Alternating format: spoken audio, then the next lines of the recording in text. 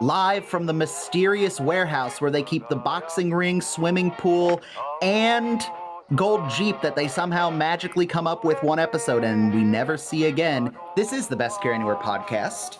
Hello, how is everyone? I am your host, Anthony, as always, joined by my favorite Kansan, who is currently mourning the death of Ted Bundy.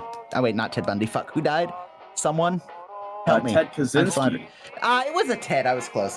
We're kidding. He's not mourning Ted Kaczynski that we know of. It's Ethan. Hi, Ethan. How are you? Well, I got my first speeding ticket today. Your first of the month, of the week, of the... See, out of the dozens of times I've been pulled over, I've never gotten an honest-to-God speeding ticket. And in my defense... You were able to charm your way out of it? Well, if there was ever one I should have been able to charm my way out of, it was this one. I had my 103-year-old grandmother riding shotgun next to me. No! Oh... Yeah. You purposely didn't tell me this earlier and saved it for the podcast, didn't you? Well, I can't. You got to know when to hold them. Know when to fold them. Okay. Know when to walk away. Before we hear that story, some context. One, hello, everyone. Sorry we have been gone for a month. Life got busy. There were college finals and family drama and camping trips and... just too many things were happening, and every time I thought, hey, this will be the day to record, some other BS happened. So we just said, hey, we're just going to wait until after Memorial Day and figure it out, because holy Jesus, life has been interesting. But, yeah, so that happened. Also, you may have noticed, the three of us has become the two of us for this episode. Jared is not going to be joining us for the next couple episodes. He is a busy boy. So Ethan and I are going to helm the ship. And we figured, what's the worst that could happen? Famous last words. Famous last words. So yeah, so Jared will be rejoining us eventually. But for now, Ethan and I decided, you know, let's get the podcast back on track because we've missed doing it. Genuinely. Oh yeah. We don't want to get too far off the projected timeline of finishing the series. So please send all Jaski related fan mail to shavethosecorneas.gov. .gov? We're a government website now? Jesus. Well, shavethosecorneas.gov. Okay. No, do not. I'm just going to suggest for the sake of the audience, don't Google it. I don't know where that'll take you. Don't share it with us where it takes you. We don't want to know. So yeah, we're back. We're here. Since we've been gone for a month, I feel like we do have to do a little bit of housekeeping of what have we been doing, what have we been up to. So do we want to go chronologically or by like order of importance? What I feel like I need to hear about this. You took your 127-year-old grandmother. How old is she? Hey, easy. 103. Okay, it was over 100. I mean, is there how much of a difference is there between 103 and 127 at that point? 24 years. Okay. So 1% of her time on this planet. Got it. Okay. No, seriously though. What did you were speeding? Wait, backtrack. You were speeding with your 103-year-old grandmother in the car. Are you in the will? What?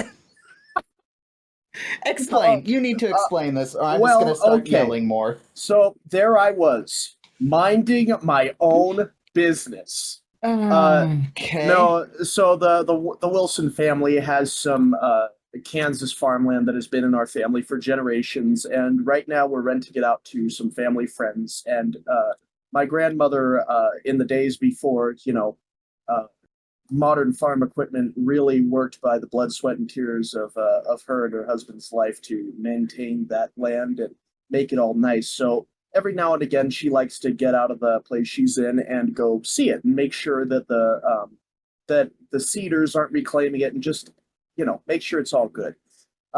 So I was coming back from taking her on that little sightseeing journey when a state trooper caught me doing 77 in a 65. And so he gets out. When will you learn? Well, apparently not today. I knew I was screwed because he stepped out and he had the trooper hat on. You know the one. Pancake brim, He took the angled. time to put the hat on. Yeah. Yep, Actually, you're fucked. it was kind You're of fucked. impressive because he had like a little mount on his dashboard for it, and I could see in my rearview mirror him grab the hat and like carefully atop it on his head.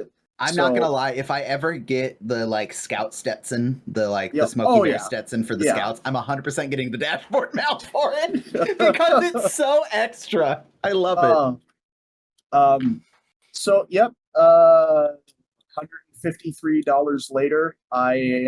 It's actually because it's not a high enough speed, it's not a moving violation, so it won't affect my insurance It's or go not a on my moving violation. yeah. It's not a moving violation until 15 over. So yeehaw. What you don't know is your grandma flipped off the state trooper. That's why they pulled you over. Honestly, grandma's a boss bitch. She probably did. Wait, is your grandma the one that's giving the care home folks a hard time, or is that your friend's grandma? No, that's mine. Oh, okay. Yeah. Yep. All right. Yep. So that's me. How have you been? It has been a time.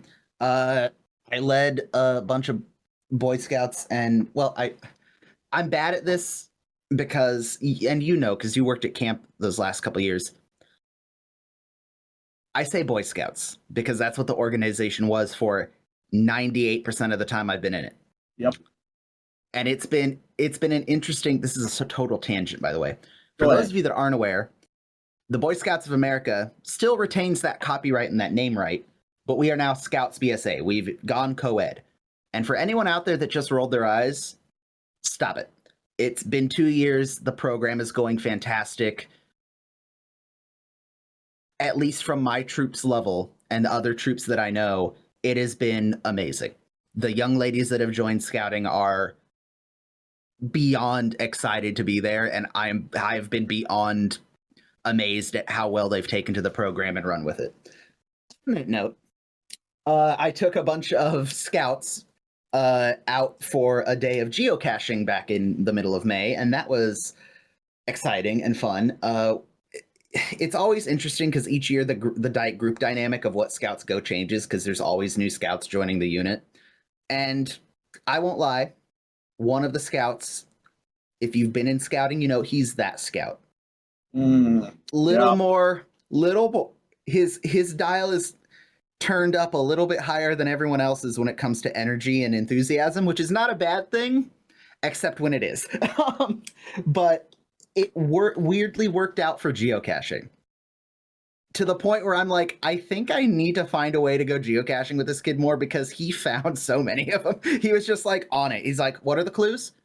Okay, what is the name? Okay, I bet it's right behind that rock right there. And it's like, dude, what? But it was a good time. And then the only other big thing that's happened is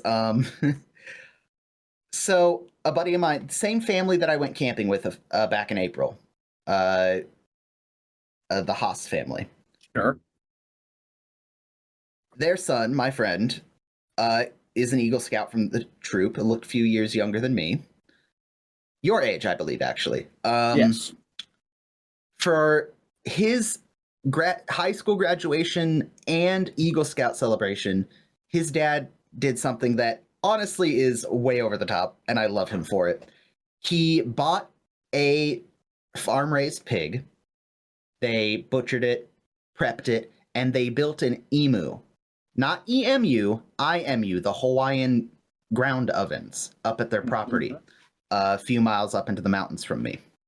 So I went over there that night and I helped them do pig in the ground Hawaiian style. It got way overcooked because we got the fire way too hot because we're pyrotechnic angry man people and didn't understand that once the rocks are hot, you don't have to keep making the fire bigger. But the pig turned out really good and it was awesome. He did it again during COVID and had a small little family gathering for his 50th birthday. And then this May was his daughter's graduation. So my gosh, that makes me feel old. I went over, I went over and helped bartend and prep the pig, and it was fabulous. I currently still have about half a pound of pork and about a half pound of Hawaiian style roasted potatoes with the taro root and blue yams, and Oh, it was so good. But yeah, so I've had a luau and scouting activities, so it's been a time. and I've had it's been interesting. hantavirus and speeding tickets, so I Okay, guess. the hantavirus is because you keep eating sushi in the second most landlocked county in the fucking country. So No, don't even that was the pretend to make me food feel bad for poisoning. The you. hantavirus was because I refused to wear proper face masks in the Chevrolet. You're the reason there are so many signs everywhere. Um, you're the reason that there's like, hey, your coffee's hot. Yes, we know you put it in this cup. We know you're the one that made it, but we need to remind you it's probably hot. Yeah, well, I actually don't have a response to that, but you're right. And yeah, live fast, die young, leave behind a sexy corpse. That's all I have to say. Man, you are really nailing 2 out of the 3 of those. Ouch! Ooh! Ooh! Hey, look at me. Look at yourself. We both know. Don't. Yeah. Yep. We're not leaving behind anything close to a sexy corpse. The fucking medical examiner's gonna be like, "Is that a cryptid? Oh no, that is a person." Okay.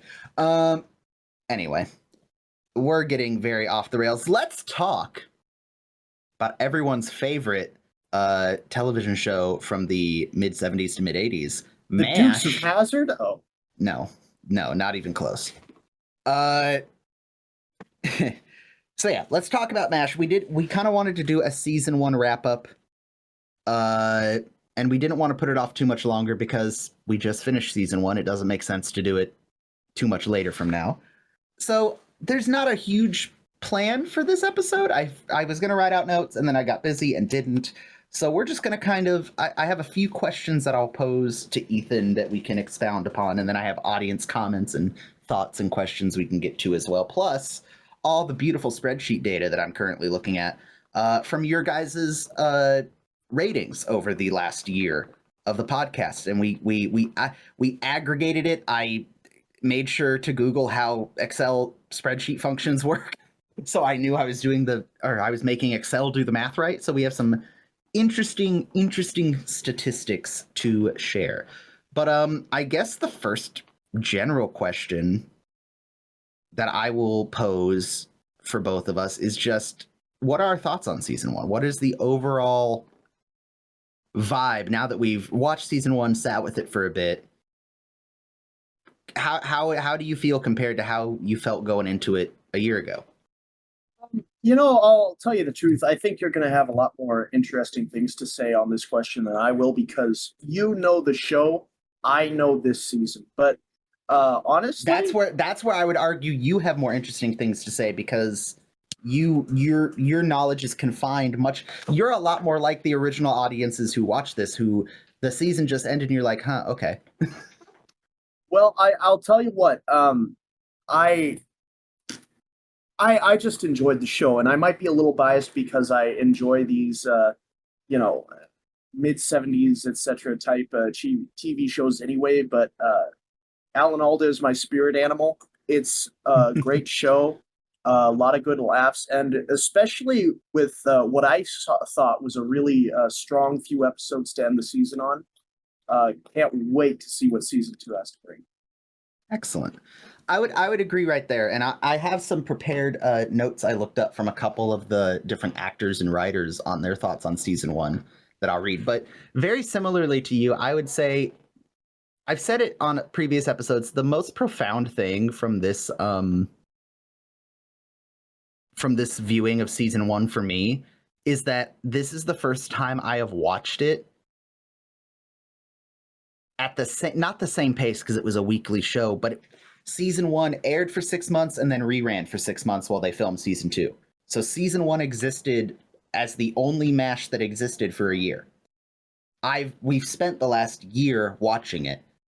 And I think I mentioned on a couple occasions, but specifically when we had Mike on for Sticky Wicket, that I was feeling a lot more impressed, I guess, with the characters and the actors playing the characters, because it's I didn't watch season 1 in 3 days like I normally do. I watched it slowly and took it in more, and that was a big part of my appreciation for this season. But yeah, it's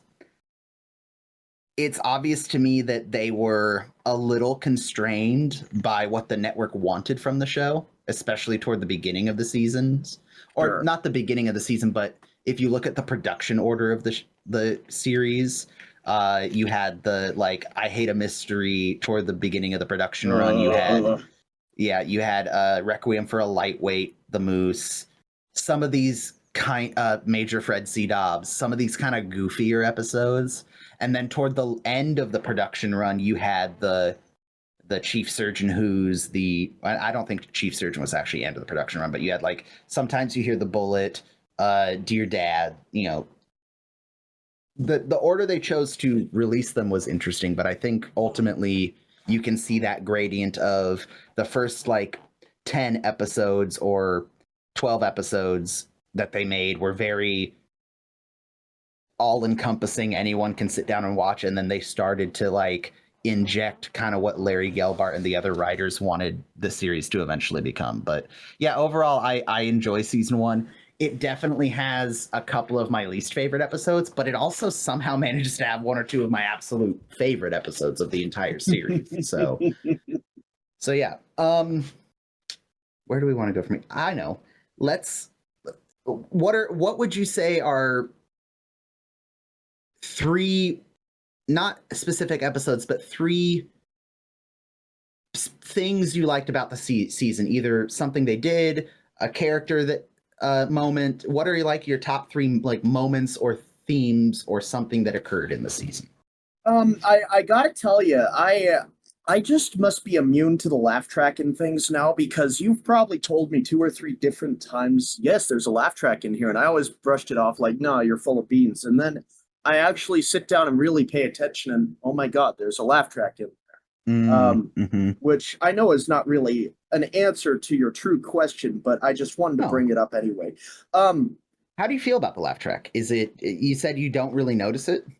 yeah, I genuinely do not notice it. You know, they don't, you know, overplay it in my sense. Like, I could still give or take on it, but in terms of favorite character moments, I think the thing that will stick out to me as the years go by about this season was the scene in uh, one of the Dear Dad episodes where it's Jamie Farr and William Christopher uh, yeah, talking about Jamie Farr going in to blow up Frank with a hand grenade.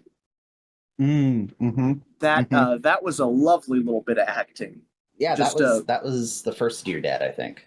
yeah, I think you're because right. there's Christmas music playing through the whole damn episode. Yep, That's right. That's right. Which is also one of my favorite things. But so Father Mulcahy talking down Klinger, clad in sundress from fragging Burns is just warms my heart in a way I can't describe. I don't think he was in a sundress though. I think he was just in the fatigues and ascot. Yeah, that's right. Right? Because that's what Frank was telling him to get off was the ascot. That was before they really knew what they were going to do with Klinger 100%. Because his first appearance was in a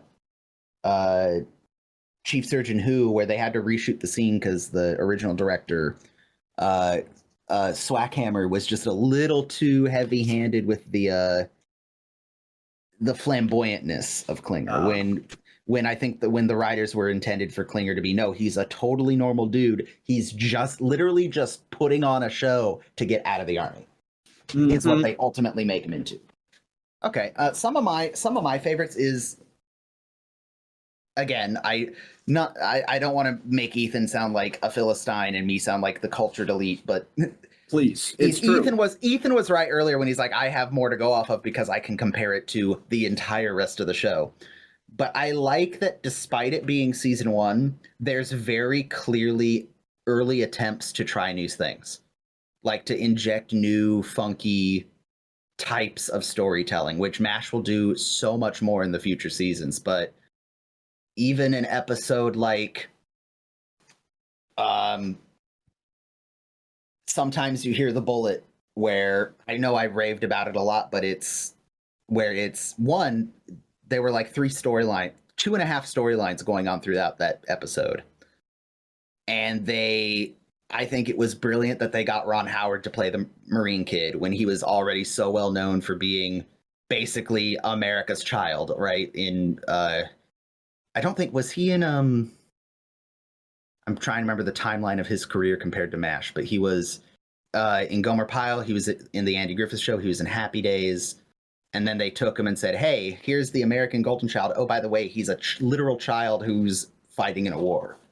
I thought that was good, but just overall the kind of quirky, interesting, like the Dear Dad episodes, telling a story via letter, which I'm sure MASH isn't the first show to do, but just using it a lot more heavily as a narrative device. Stuff like that. There were so many episodes, I think probably 4 or 5 throughout the podcast recording, where I said, I forgot this was a season 1 episode because it was that good. And I think that some of the ones that stand out that are Chief Surgeon Who, The Moose, Sometimes You Hear the Bullet, and Dear Dad, I forgot those were already in the first season, and some of them really early in the first season. So I think I'm going to lump all of my positive thoughts about season 1 into that statement of just how, despite being stuck with the network's constraints, how much they were able to branch out and sink their teeth into the show, which again only gets better as we go forward.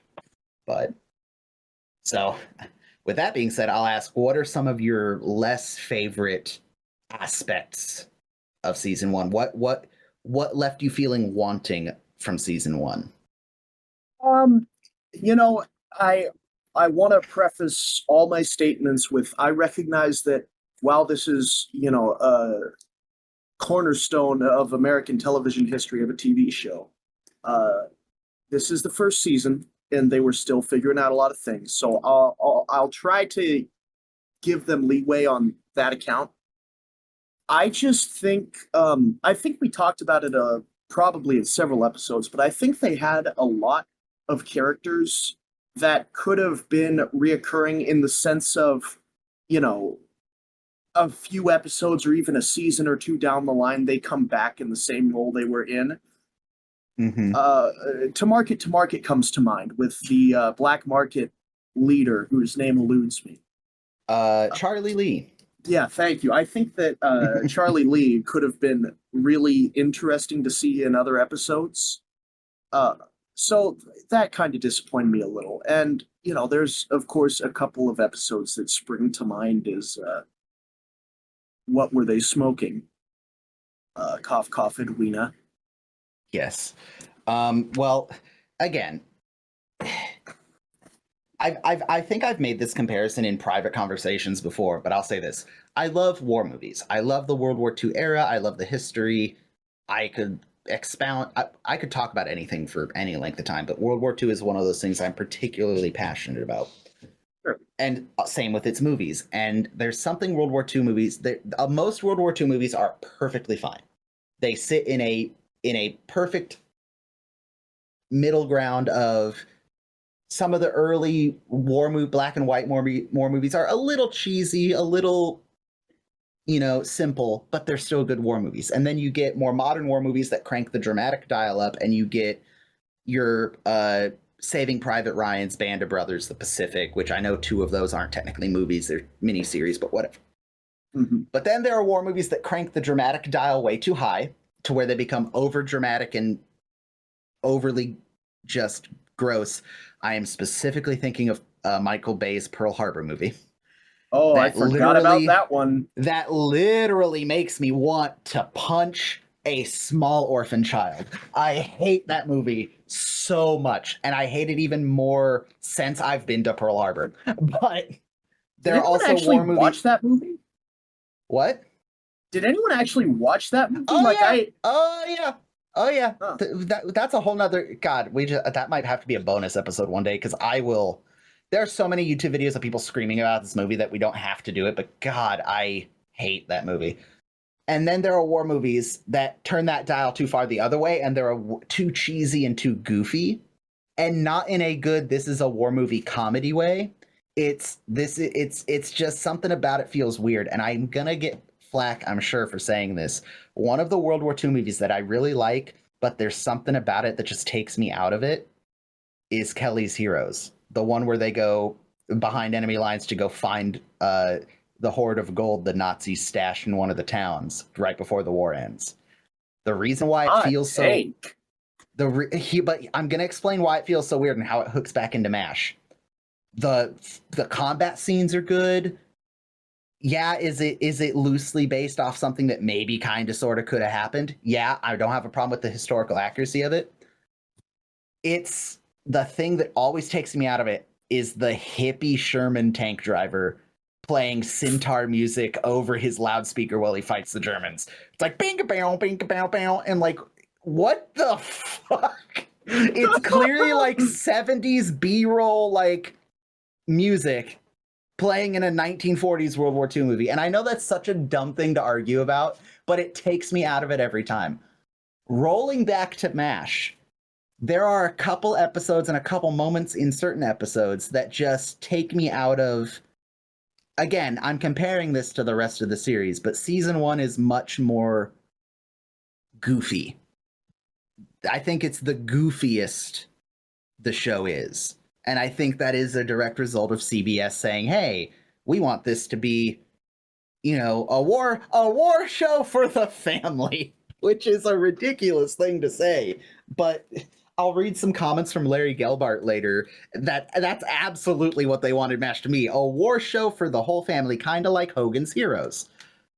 The difference is Hogan's Heroes is contained in a prisoner of war camp where and everything is super watered down to the German camp guards are goofy and they're Nazis, so they're clearly dumb and the bad guys. But Sergeant Schultz and Commandant Klink are even a little weirded out and grossed out by like the high Nazi officials. So they're not the baddest of bad guys. And it's still a fun and good show. But MASH is, we've got soldiers that have literally been shot through the heart. Smiley fun time. Like, it's hard. I don't think MASH, and this is an argument we're going to have in the future, and I can already feel the longtime MASH fans are older. No offense for using the word older, but you are older than us. The definition of the word is thus. Don't me on Twitter. Our older MASH fans are probably gonna argue with me on this. I would argue if MASH kept the same tone, especially in season 1, but even a little bit of season 2 and 3, I don't think it would have lasted as long. I think when they got and again, MASH eventually, I think, starts to crank that dial a little too far. But for part of the show's history, they found that perfect balance of, like we've been saying all season 1, comedy and drama, the humor and the dark. And I think season 1 starts out very humor heavy. And as we see it go through 2, 3, 4, 5, and 6, the pendulum swings back to center and there's a nice balance. And then, to be fair, I think much later down the road, that pendulum overswings a little bit sometimes, but it never gets too far. And I think, and again, we're 10 years from this conversation, I think once they started to see the pendulums become unstable, is they decided this is the final season. But again, I'm going way off of the season 1 talking points, but I do think one of the detriments to season 1 is it's a little too goofy at times. And you mentioned too, in a way you mentioned it, too many characters. There were so many side characters, so many one-off characters, like Charlie Lee that could have stayed around. I think there were too many MASH characters. Like we talked, by the end of the season, Ho-John's gone, Spear Chuckers is gone, Ugly John's gone. I think that was a good choice. And I know there are people that, and I see it on Facebook and Twitter and Reddit and all the different sites where MASH fans are. Oh, what if we had gotten more Ho-John? What if we had gotten more Ugly John? What if this actor stayed? What if this actor stayed? What if this character was on more? I think for season 1 and the first couple seasons thereafter, focusing in on that course, like 4 to 6 actors, was a good choice. I think it could have gotten too big. But on the flip side of the coin, I think there could have been room for a couple recurring, you see them every once in a while characters, like Charlie Lee is a perfect example of it would have been fun to see him because I think Jack Sue as Charlie Lee was great. But at the same time, to give the show credit, some of the one-off characters were perfect for one-off characters. The young lady from The Moose. Oh my gosh, Virginia Ann Lee played her. Sun Lee? Is it Soon Lee? That sounds right. Oh God, this is why I still have my big notebook. Young Hee. It's Young Hee. Young Hee. Soon Lee is another character. I almost just said a really big spoiler. I would have left the phone call. I almost said some MASH fans, and I don't even know if I got the name right, but I almost just said something very spoilery for the last season. Anyway, yeah, Young Hee was a perfect example of a one-off character. Cowboy was good. So I say they needed to pare down the characters and actors because I don't think there was enough room for them in season 1. And I know that's a kind of a hot take, and I'm sure there are people that might disagree with me. But we'll cross that bridge when we come to it. So, yeah. On the note of characters, I would like to run through our ensemble cast and just kind of get thoughts about where their characters started and where they are beginning of season 1, end of season 1, because I think they did a really, really solid job of introducing us to the main cast. So I'm just gonna, in no particular order, work through the cast, and I just want to get our thoughts on them. So let's start with the little guy. Let's start with Radar. Radar O'Reilly, played by Larry Berghoff. Or not Larry, Gary Berghoff. Wow, I was looking at a picture of Larry Linville when I said that. Wow, Larry Berghoff is a cursed thing that I just said. Oh, God. Don't think about it, MASH fans. Don't think about it. Gary Berghoff as Radar. What do we think about Gary Berghoff as Radar? I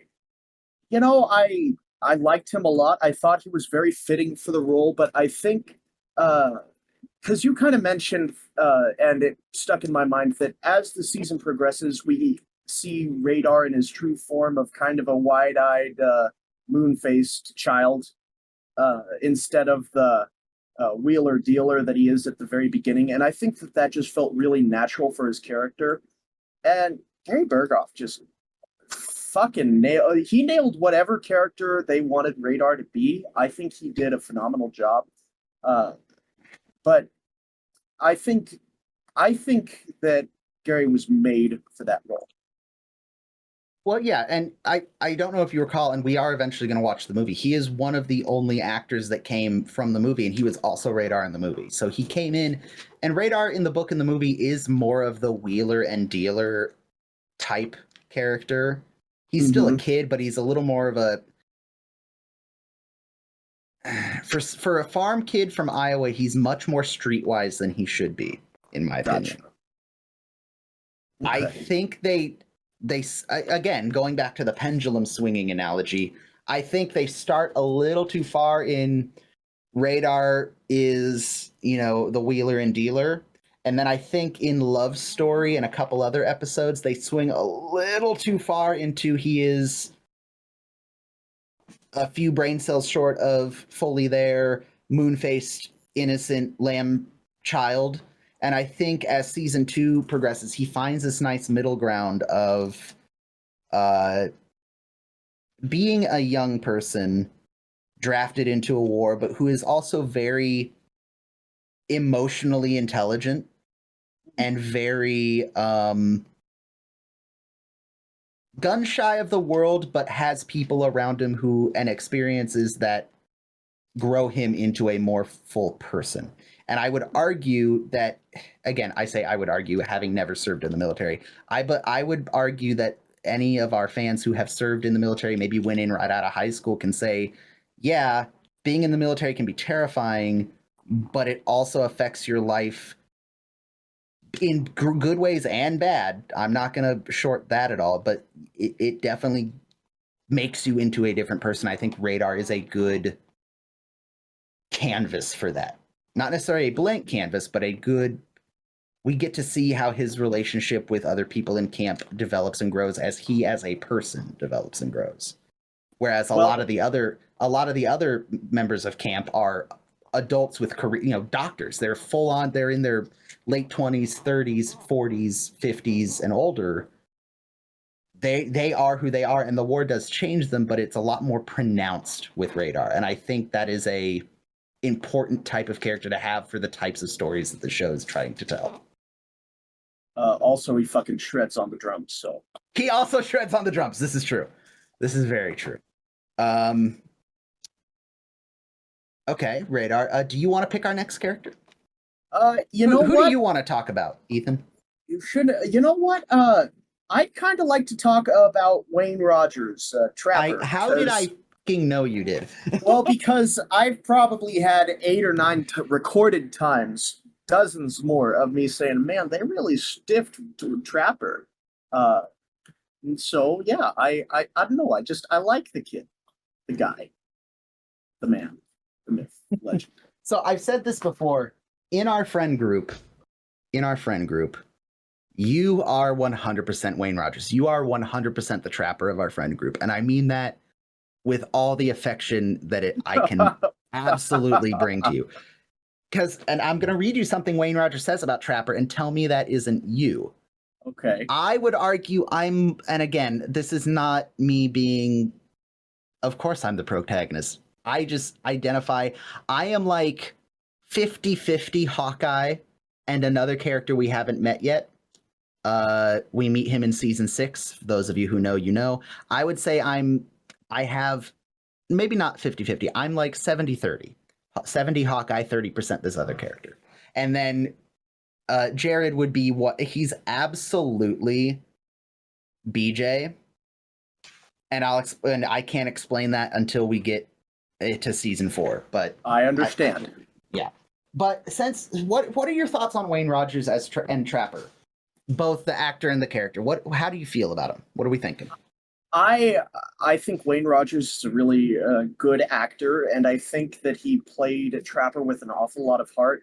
And I think he played him so well that it makes it all the more criminal that we see him kind of get snuffed into just Hawkeye's sidekick.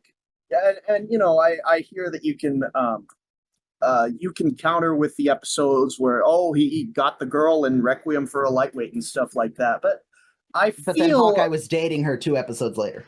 Well, yeah, so. But I just okay. Well, first of all, I think we can all agree that in the confines of the show, the nurses are more or less communal. But Jesus Christ, I don't know if that's a win for I don't know if that's a win for women's rights or a negative for I don't know how that applies. Damn. I will let the women in the audience decide. That is a good. Yep. The nurses are communal. Jesus Christ. Continue.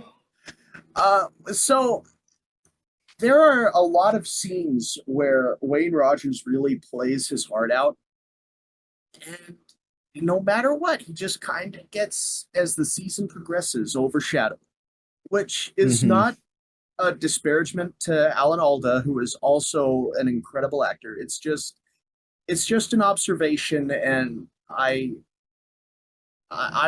would like to see that rectified. I know in my heart it won't be. I don't have anything bad to say about it.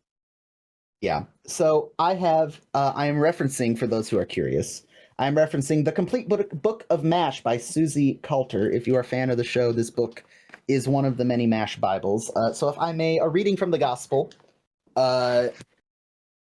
from Rogers chapter 1, verse 1. Basically, this has a lot of interviews in it from different actors and writers on the show.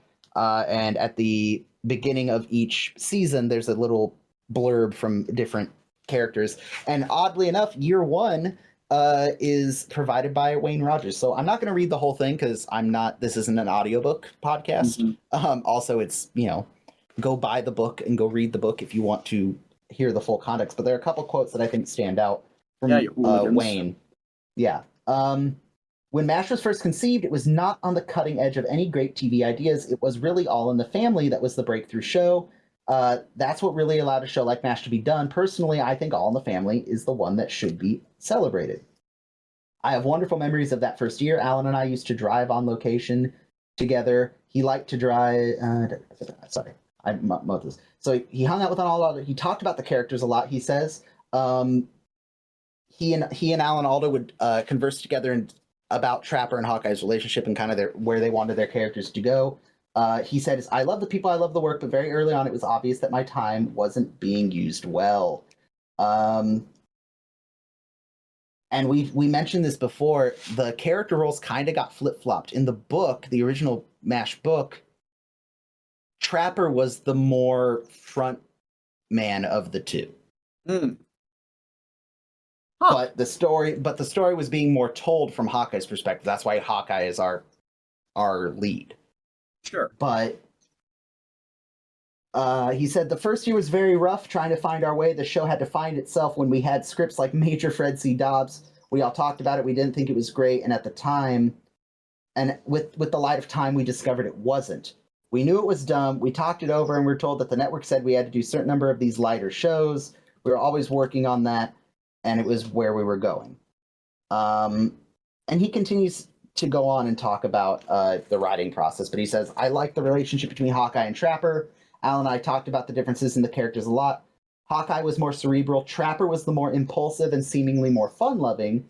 But they took that character and manipulated him rather than integrating him into the story. So that's something that's what Wayne felt about Trapper, is that Hawkeye and Trapper were a good duo, but the writers tended to lean on Hawkeye more because he was more of our the audience self-insert character. He was a little more like Wayne Rogers said, he's a little more cerebral. He could connect into some of these more serious storylines, I think, better than Trapper could. Mm-hmm. Again, this is very much from the writer's perspective, looking at the character notes for these characters.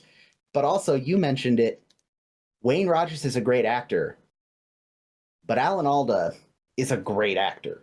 Yeah. And that's not to slight Wayne Rogers. That's not putting Alan Alda on a pedestal. They're both good, but Alan just has, and again, the Wayne Rogers stands out there are going to hate me for saying this.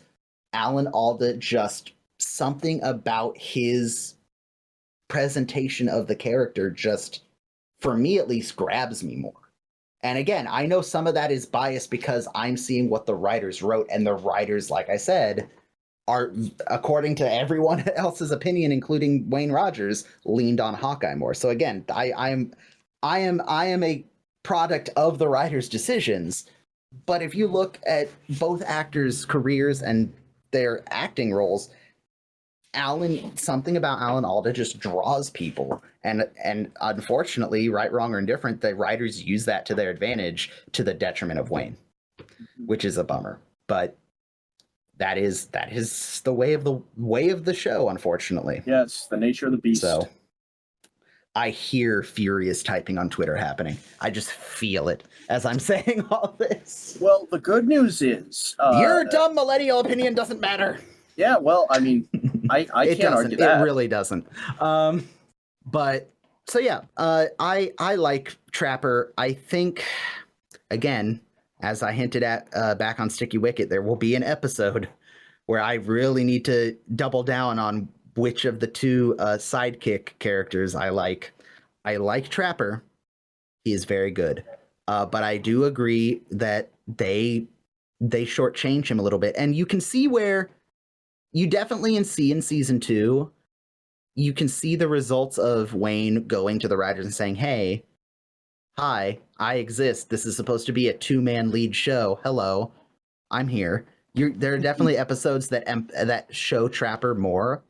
But again, it only lasts for so long, and then you start to see it become more Hawkeye-centric again. So as I've been subtly, not very loosely hinting at, there will come a time where decisions are going to be made with certain characters. But that is in the future.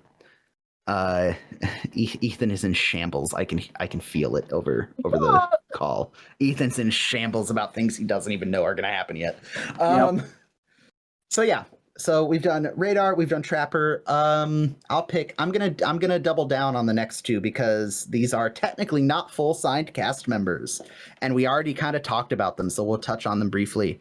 William Christopher and Jamie Farr, Father Mulcahy and Corporal Klinger. The reason I lumped them together is because they weren't full-fledged contracted cast members. They were day players. But I do want to touch on them because they do become major players in the show. And I'm just going to, spoilers, good. They are fantastic. I love William Christopher as Father Mulcahy. I think all the characters in MASH have a very interesting story throughout the series, but particularly I like the episodes that we eventually get that are centered around Father Mulcahy and the morality and difficulty of being a man of God in a war zone, in a unit where your skills as a theologian and a caregiver are very ambiguous, as opposed to the doctor's very physical, and you can objectively see like the doctor did a thing and it worked or it didn't, whereas Father Mulcahy is like, they're there, everything will be okay. And there's not the doctor's work is more tangible and his is more ethereal.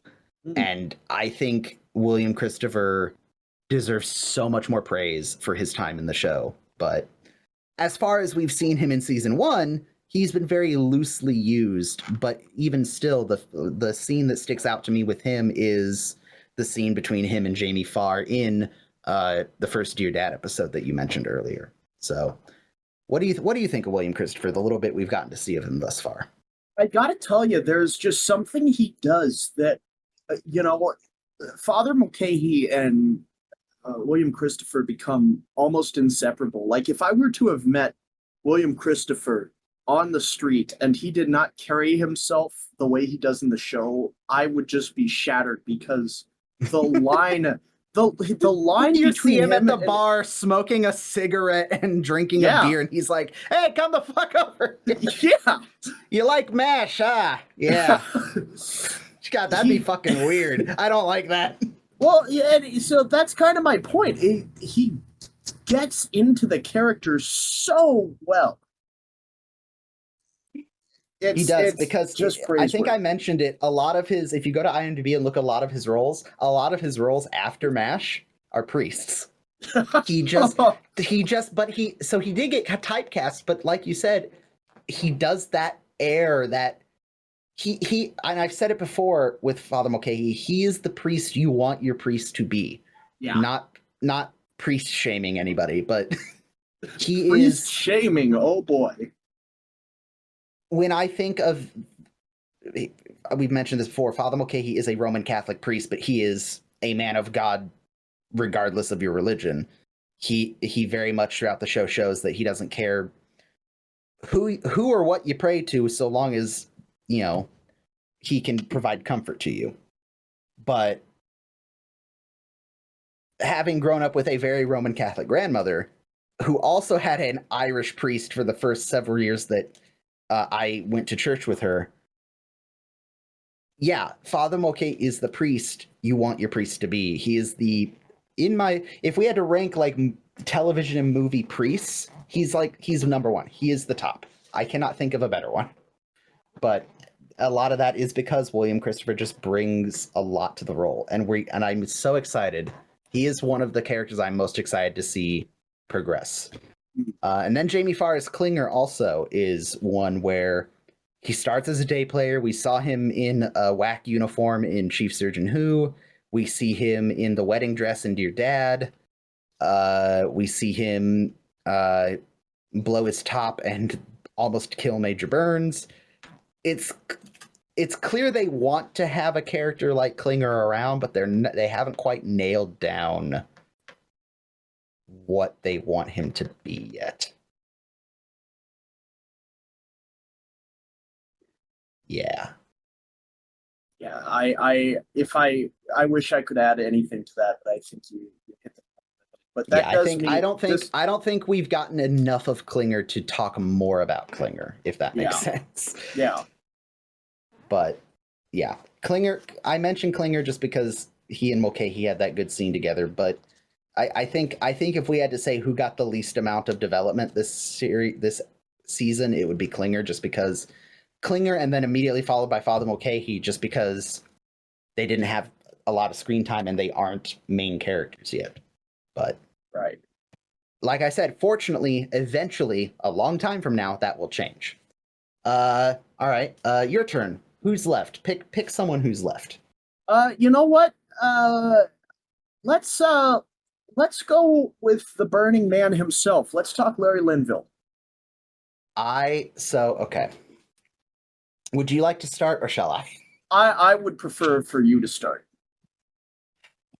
One of the biggest benefits of watching season 1 as over the course of an entire year is I get to extract the pulpy, the essence, the pure joy that I get out of watching Larry Linville be Frank Burns.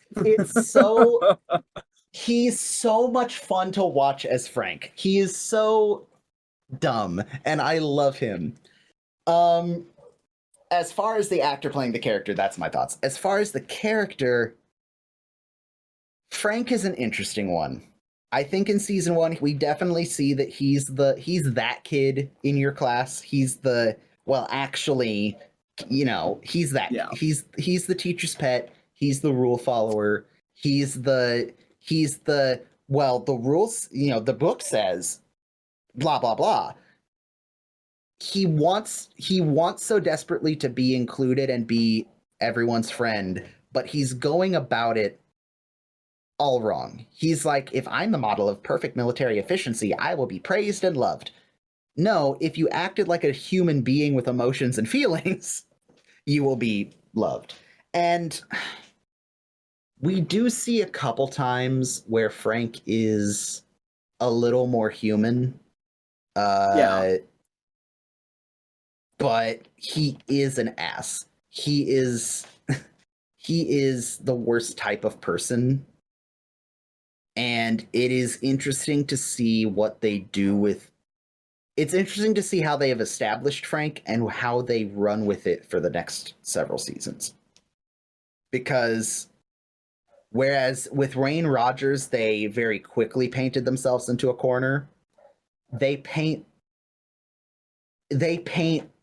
Larry Linville and Frank into a corner, but they do it slower. And by the time they realize that they've done it, it's too late to undo it. Like the paint's already drying, if that makes sense. Like they've gone so far down this path they can't back up, which unfortunately results in changes being made. But I mean, fortunately and unfortunately, because again, the show we got is the show we got, and I think the changes that were made were ultimately the right changes because it allowed the show to continue to grow and evolve and beyond for as long as it did. But that's a story for another time. But yeah, I've enjoyed very much watching Frank. He is so goofy and so dumb. He is a good villain to he's not even really a villain yet, I don't think. I think he's an antagonist, but there are still moments where very clearly yeah, Hawkeye and Trapper don't like him, but they don't hate him. He is not like I've had a lot of people in my life that I don't like and don't get along with and would prefer not to work with, but I don't hate them. Oh yeah. Yeah, when but they were shocked, but a few years from now, we're going to hate Frank Burns. But right now, we love to be annoyed about him. Yeah. So, what are your thoughts on Larry Linville and Frank? Especially, I'm more curious to hear your thoughts because you're experiencing Frank raw for the first time. Yeah, I'm really glad that you added that because yikes, that was a little uncomfortable. No, the raw, unfiltered Burns. Oh God.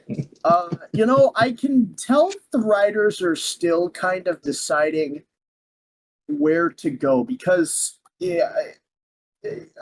I have had next to nothing spoiled for me about this, but I know that we're not going to be this just kind of campy goody two shoes villain Frank that we have now. I know he's going to get a little more for lack of a better sound.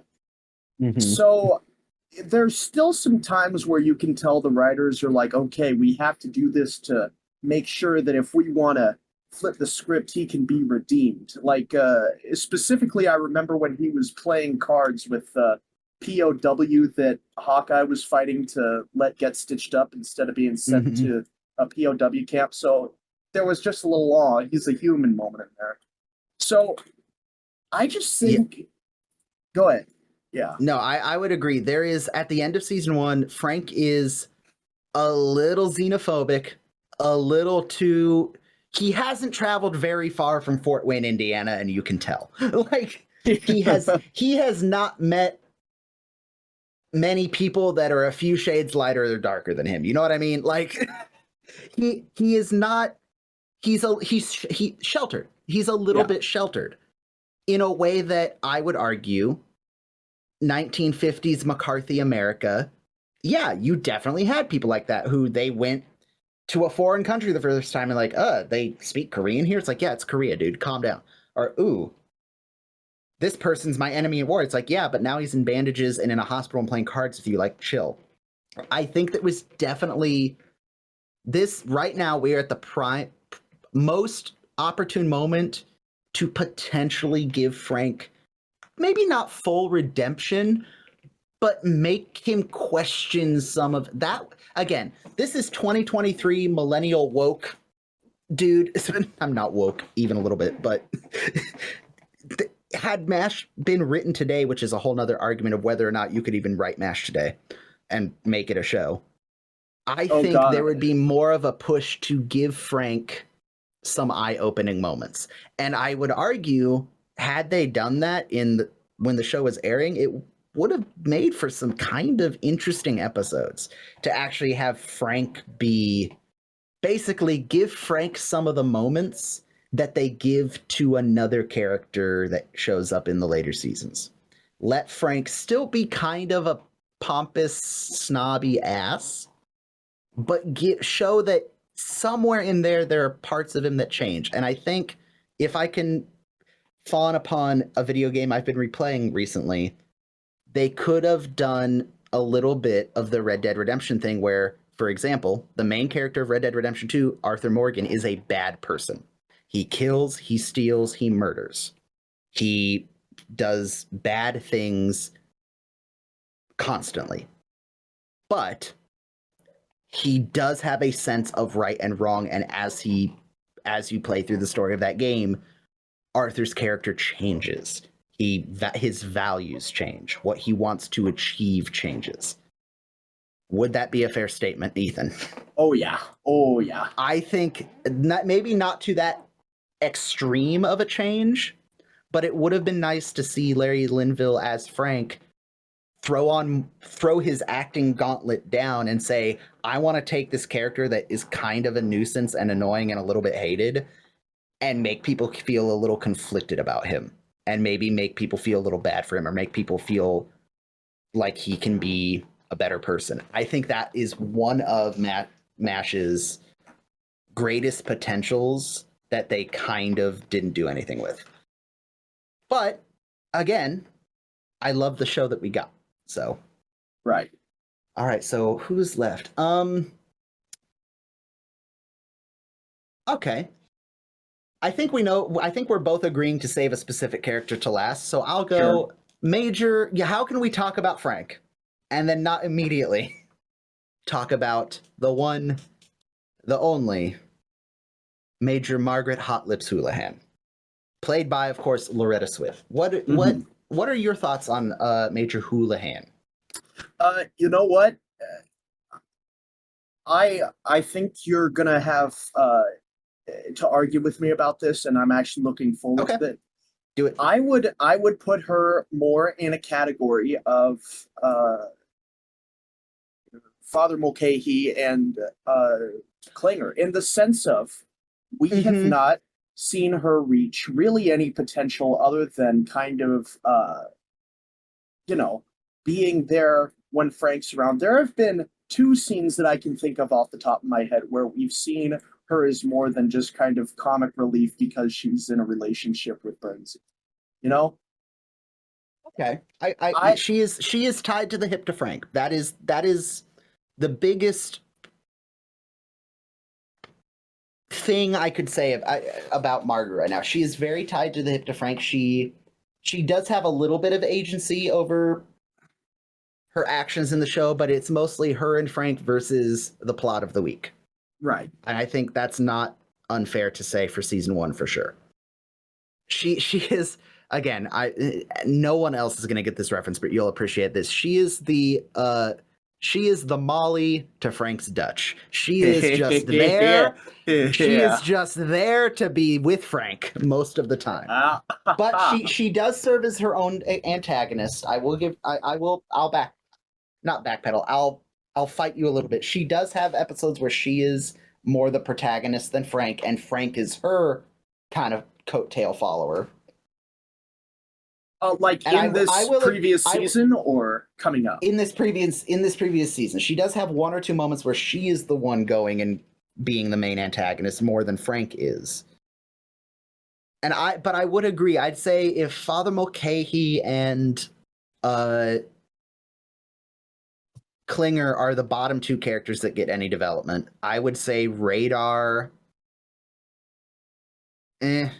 No, I'd say Margaret is definitely on the lower end. Radar's a little higher, and McLean Stevenson, Henry, is a little higher. But I'd say Margaret is still, she is mostly maybe 1.5 notes, and it's bitchy and in love with Frank. Yeah. But the jewel, what am I trying to say? The diamond in the rough. There we go.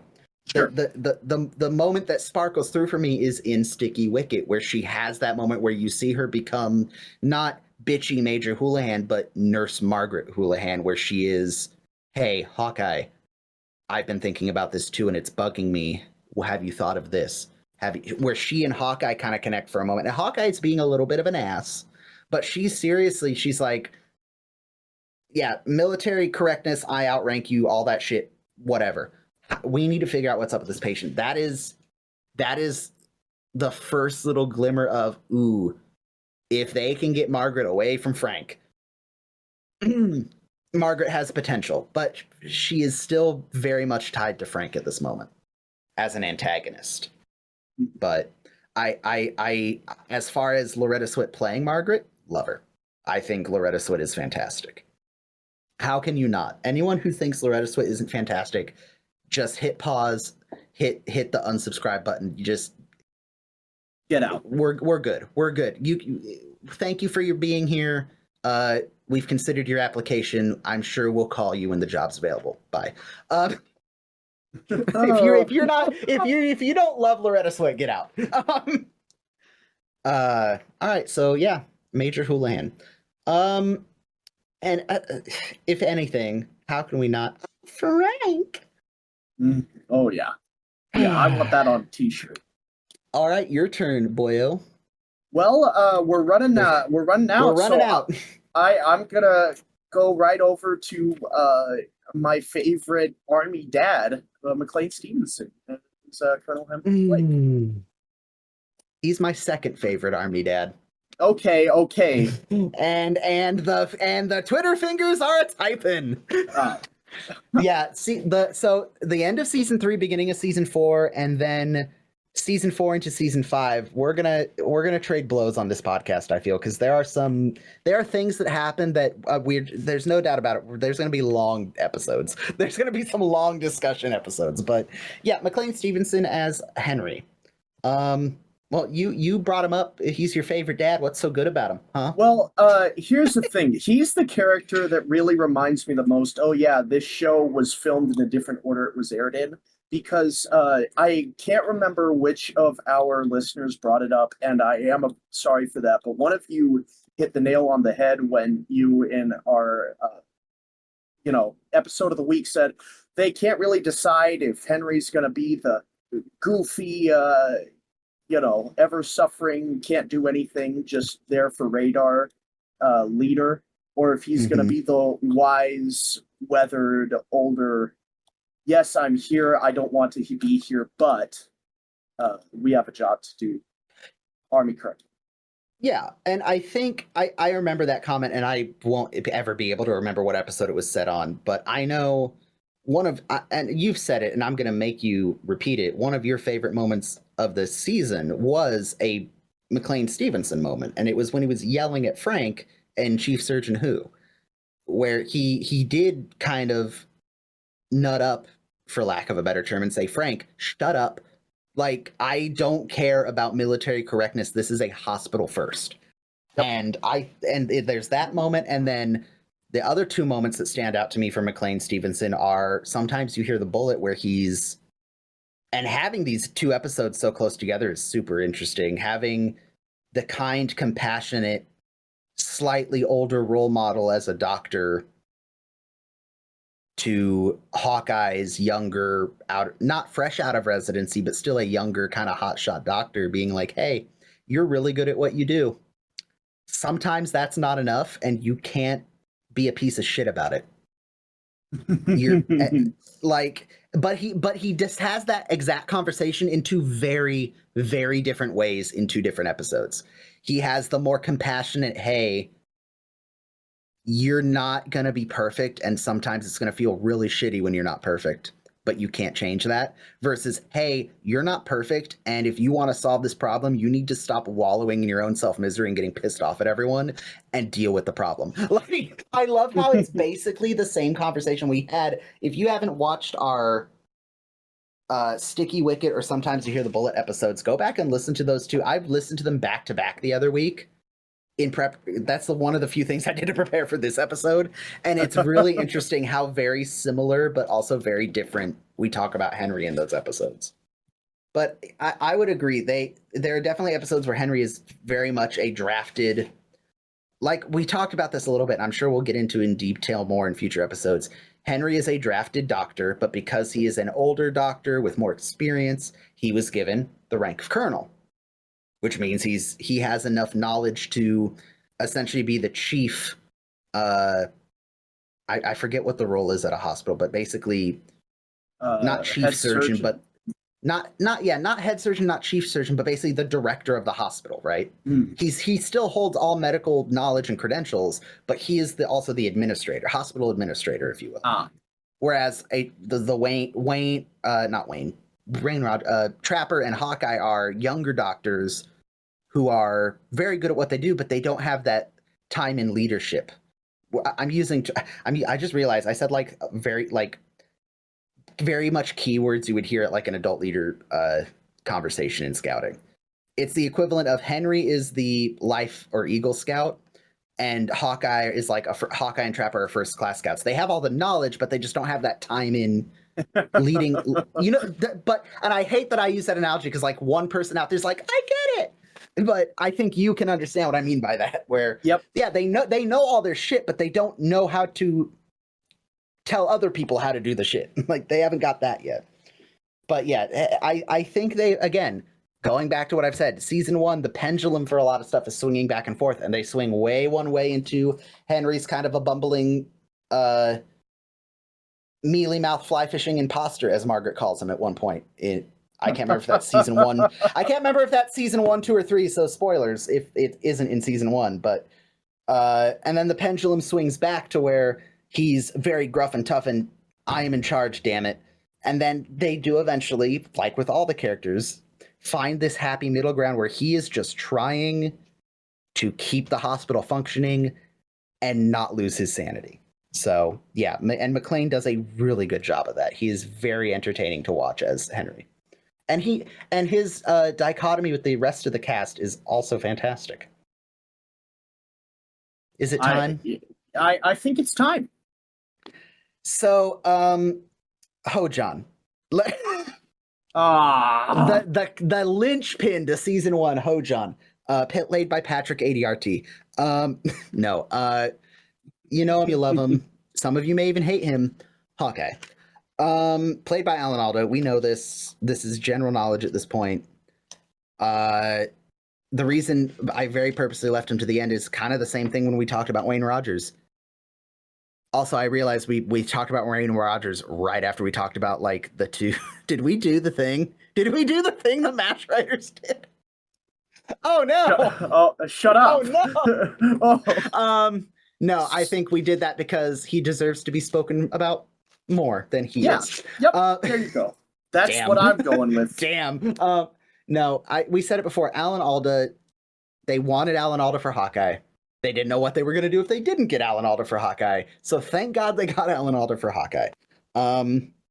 Again, I could talk about any of these characters for 4.5 hours straight, so I'll start with you. What do you feel about Alan Alda as Hawkeye throughout season 1? I genuinely, after watching his performance, could wholeheartedly understand why they said it's Alan Alda or nothing, more or less.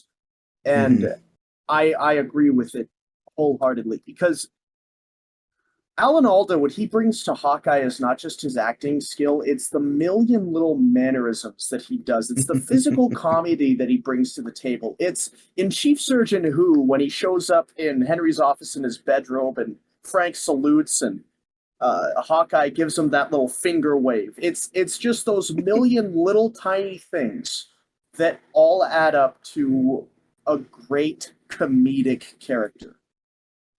But when it's time to not be so comedic anymore, the gloves are off. There's no denying, and again, I don't want this just to be a 10-minute diatribe of why Alan Alda is fantastic, because I think everyone, if you're listening to this podcast, you know Alan Alda, and all the actors of the show are fantastic. But, and again, and I think every time we say his name on the podcast, he just thanks us constantly for it. Mike, it's okay. We like the comments you made. We're gonna talk about them. We love some of the insight you brought. Absolutely. I love that he called it like he saw it. I was trying to dance around it, but he called it in Sticky Wicket. Hawkeye is being an ass. Yep. And I think that is something Alan Alda brings to Hawkeye is our window through which we're seeing the camp mostly. He is our, for lack of a better term, he is our hero, but he does have flaws, and season 1 does an okay job of showing us that, especially in Sticky Wicket, where he gets short-tempered, where he gets frustrated, where he's a little bit on his own high horse about some stuff. But Hawkeye is a character, and I think I mentioned this in one of the early episodes. My mom mentioned to me she doesn't like Hawkeye that much. She finds him childish. She finds him a little bit annoying. She finds him a little too, for lack of a better term, high off the smell of his own piss at times. Wow. And I would argue that's not, again, speaking with more than season 1 knowledge, that's not entirely wrong. And I think that makes Hawkeye a very interesting character, because he also has a deep well of humanity to him and empathy for others. So those two things are very interesting to have in the same person. So yeah, I am interested to see how our opinion of Hawkeye and the audience's opinion of Hawkeye changes, especially into the later seasons of the show. Because I think right now, yeah, it's Hawkeye and Trapper in the camp, and they're having fun, and sometimes things are sad, but hey, Goofy, we're camping in a war zone, and things are great. So, yeah, it'll be interesting. So, I think, so before we go into the next part that I thought to do, are there any other characters that, even if they were only there for a little bit, that you want to shout out, that you say, hey, yeah, they're probably not here anymore, or we probably won't see them again, but we need to bring them up? I gotta tell you, I wish there was, but at the end of the day, the characters that are gone, I feel we gave them adequate representation in the episodes we did at the time. So I'm gonna pass that question over to you. I think, like I said earlier, and we kind of touched on this exact question earlier, Ugly John, Spear Chucker, and Ho-John. They, for the time they were on the show, they did serve some purpose. But like I said, it was very early to tell that you can't write good dialogue. Let me rephrase. Someone with that many characters, someone's going to get cut out of a scene. Someone's not just going to be standing there.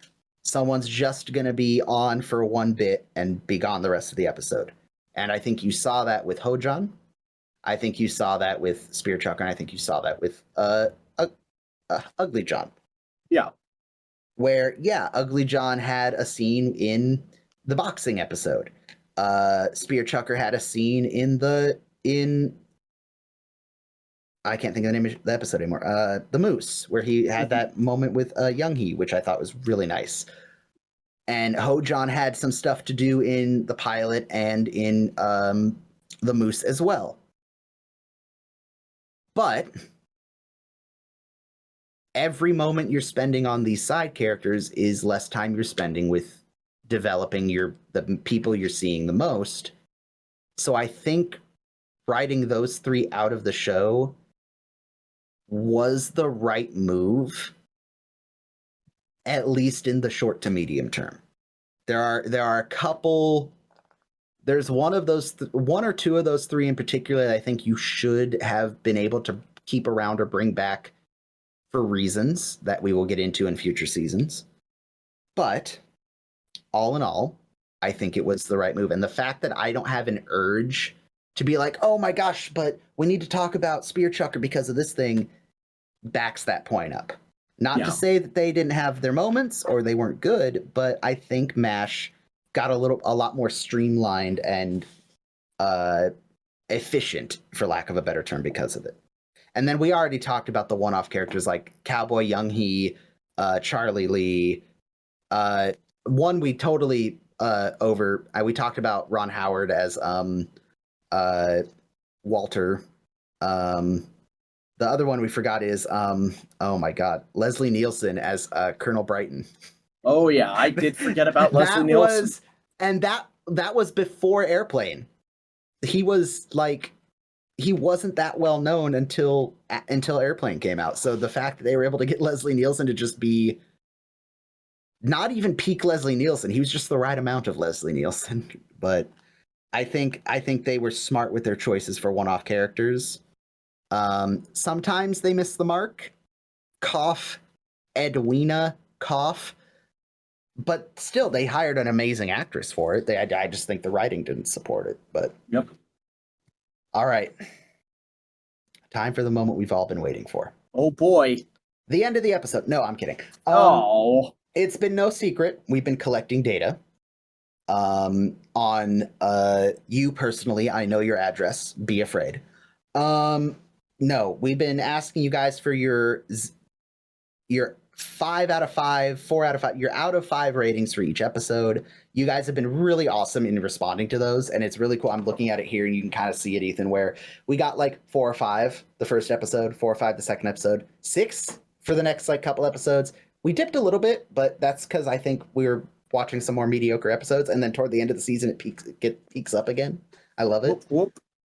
But it would be kind of pointless if we didn't at least make use of this data, and I will make sure images of it are on screen because I'm sure nothing is more boring than hearing someone say a bunch of numbers and not being able to visualize it. They'll also be on our Twitter and places once the episode comes out. But let's start for funsies. I'm going to do this. So I've just, for those of you who can see this now, who are watching the podcast or pulled it up, this is all 24 episodes, highest rated to lowest rated based on average rating. So I'm going to explain this real quick. Here's how I did it. There are 4 people. There are 4 people voting. Imagine it's like an Olympic event. You hold up your card with your rating on it.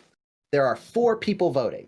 Myself, Jared, Ethan, and then I took all of your audience submissions, averaged them, and that is the 4th scorecard. And then those 4 are the average episode rating.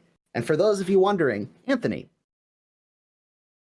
why didn't you just average your guys' ratings and all of the audience ratings as one number? because I didn't think about that until after I made this spreadsheet. And two, I did the test of how different the numbers are if I did do that. There are only a few episodes that are different by more than 0.1% or 0.1 of a rating. Mhm. So this is how we're doing it. Yeah. It's all arbitrary. It's all so I can enjoy colorful graphs and charts because I like colorful graphs and charts. It's really not that big of a deal. None of this is serious. The world is fake. We live in a simulation. You will be fine. Yay. So let's be fun and start with the 5 worst.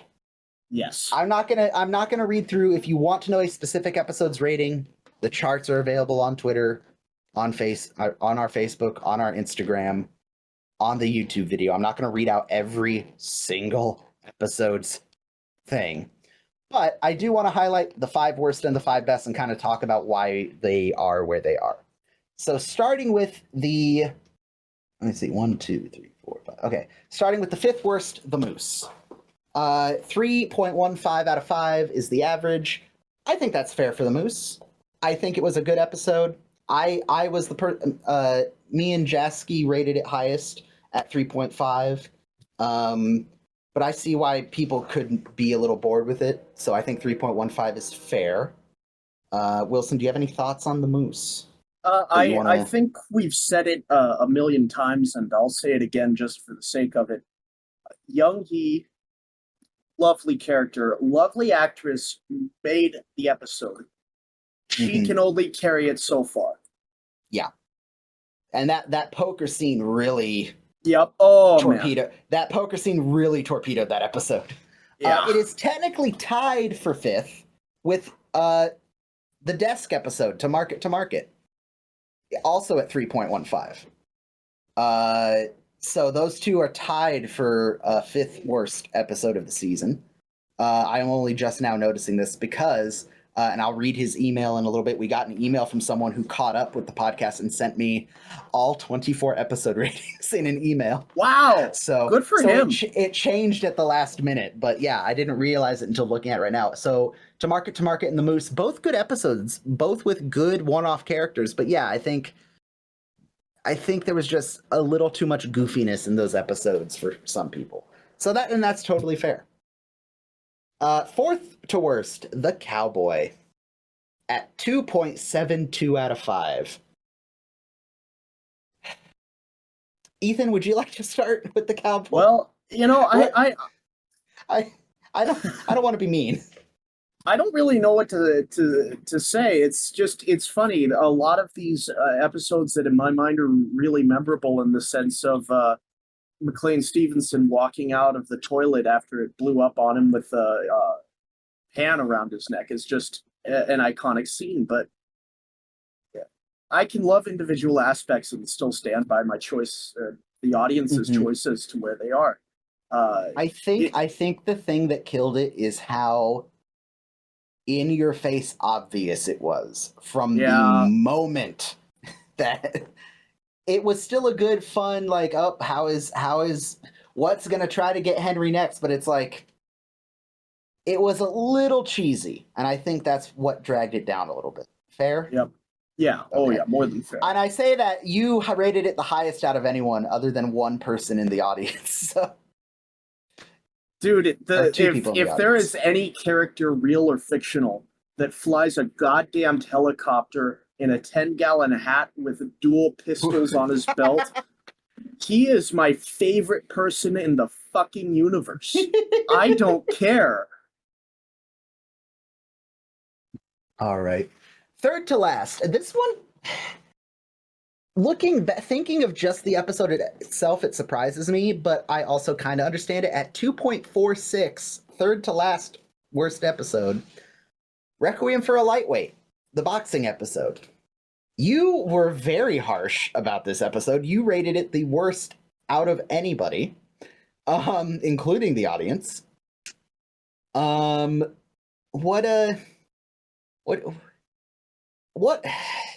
What about the boxing episode hurt you? What? If I'm thinking critically, I might be able to make an argument that maybe this was the episode that really did in Wayne Rogers and his character, because Okay. to their credit, they gave Trapper a leading role in it, and I think he got screwed over by the writers. I think uh, it's just an unremarkable episode. I would not care to watch it again personally. Wow. Okay. Well, it's just Something about that episode hurt Ethan in a deep manner, and I we'll don't. eventually unpack it fully. But I know I get what you're saying. It's not a bad episode, but it is. I think this was also it's one of those very first 5 episodes where it's just, with the exception of Chief Surgeon Who, it's very formulaic. There's a problem. How do we deal with problem? Hawkeye and Trapper are going to find a way. They do. They win. Heck yeah. So yeah. Second to worst episode with a 2.45 out of 5. Major Fred C. Dobbs. The one where Frank is convinced there's gold in camp because Hawkeye and Trapper trick him. I was the harshest critic of this episode, with the exception of one user who I'm sure I could go back and find. The lowest rating of any episode from any person, us or the audience, was Major Fred C. Dobbs, and that's a 0.5 out of 5, and it belongs to Major Fred C. Dobbs.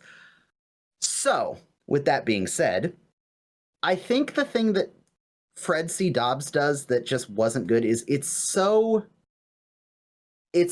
a lot of the characters seem out of character in it. It's such a ridiculous concept for MASH, especially what MASH eventually becomes. It's just it breaks the suspension of disbelief. Like, where'd they get the gold paint? Frank can't possibly be this stupid. They're mean to Radar for seemingly no reason. They call him a houseplant at one point. I think something about it just didn't strike the right chord with a lot of people. Obviously, because the highest rating this episode got was from Jared, and it was a 3, and it was a very, like, attaboy sport kind of 3. Yeah. If I remember correctly. Like, dang, you really did try. I'm gonna put this drawing on the fridge. Yeah. So yeah, what about Major Fred C. Dobbs didn't do it for you? Yeah, I don't think I could add anything that you haven't already said. It's an idiot plot at the end of the day. I will say, though, it has one of my favorite accidental or maybe on purpose camera shots, and it's when Radar's walking the mule across the shot at the end of the episode, and he says, "Hi, Major Burns," and everything's gold, and you get that perfect, it almost looks like a Disney animation star twinkle off the pickaxe. Like, it had to have been completely accidental, but it was so perfect, just a little bing. And I'm like, damn, okay. But yeah, Major Fred C. Dobbs, and even the actors and the writers were like, yeah, Major Fred C. Dobbs was not it. Yeah, well, but to the credit of the episode, I've spent enough time in a high school auto shop to know what a rattle-canned car looks like, and they did a damn fine job on that Jeep. Damn, the real shame is the fucking prop department just painted it OD green again. Like, somewhere, I pray it's not the one that's burnt out at the film site.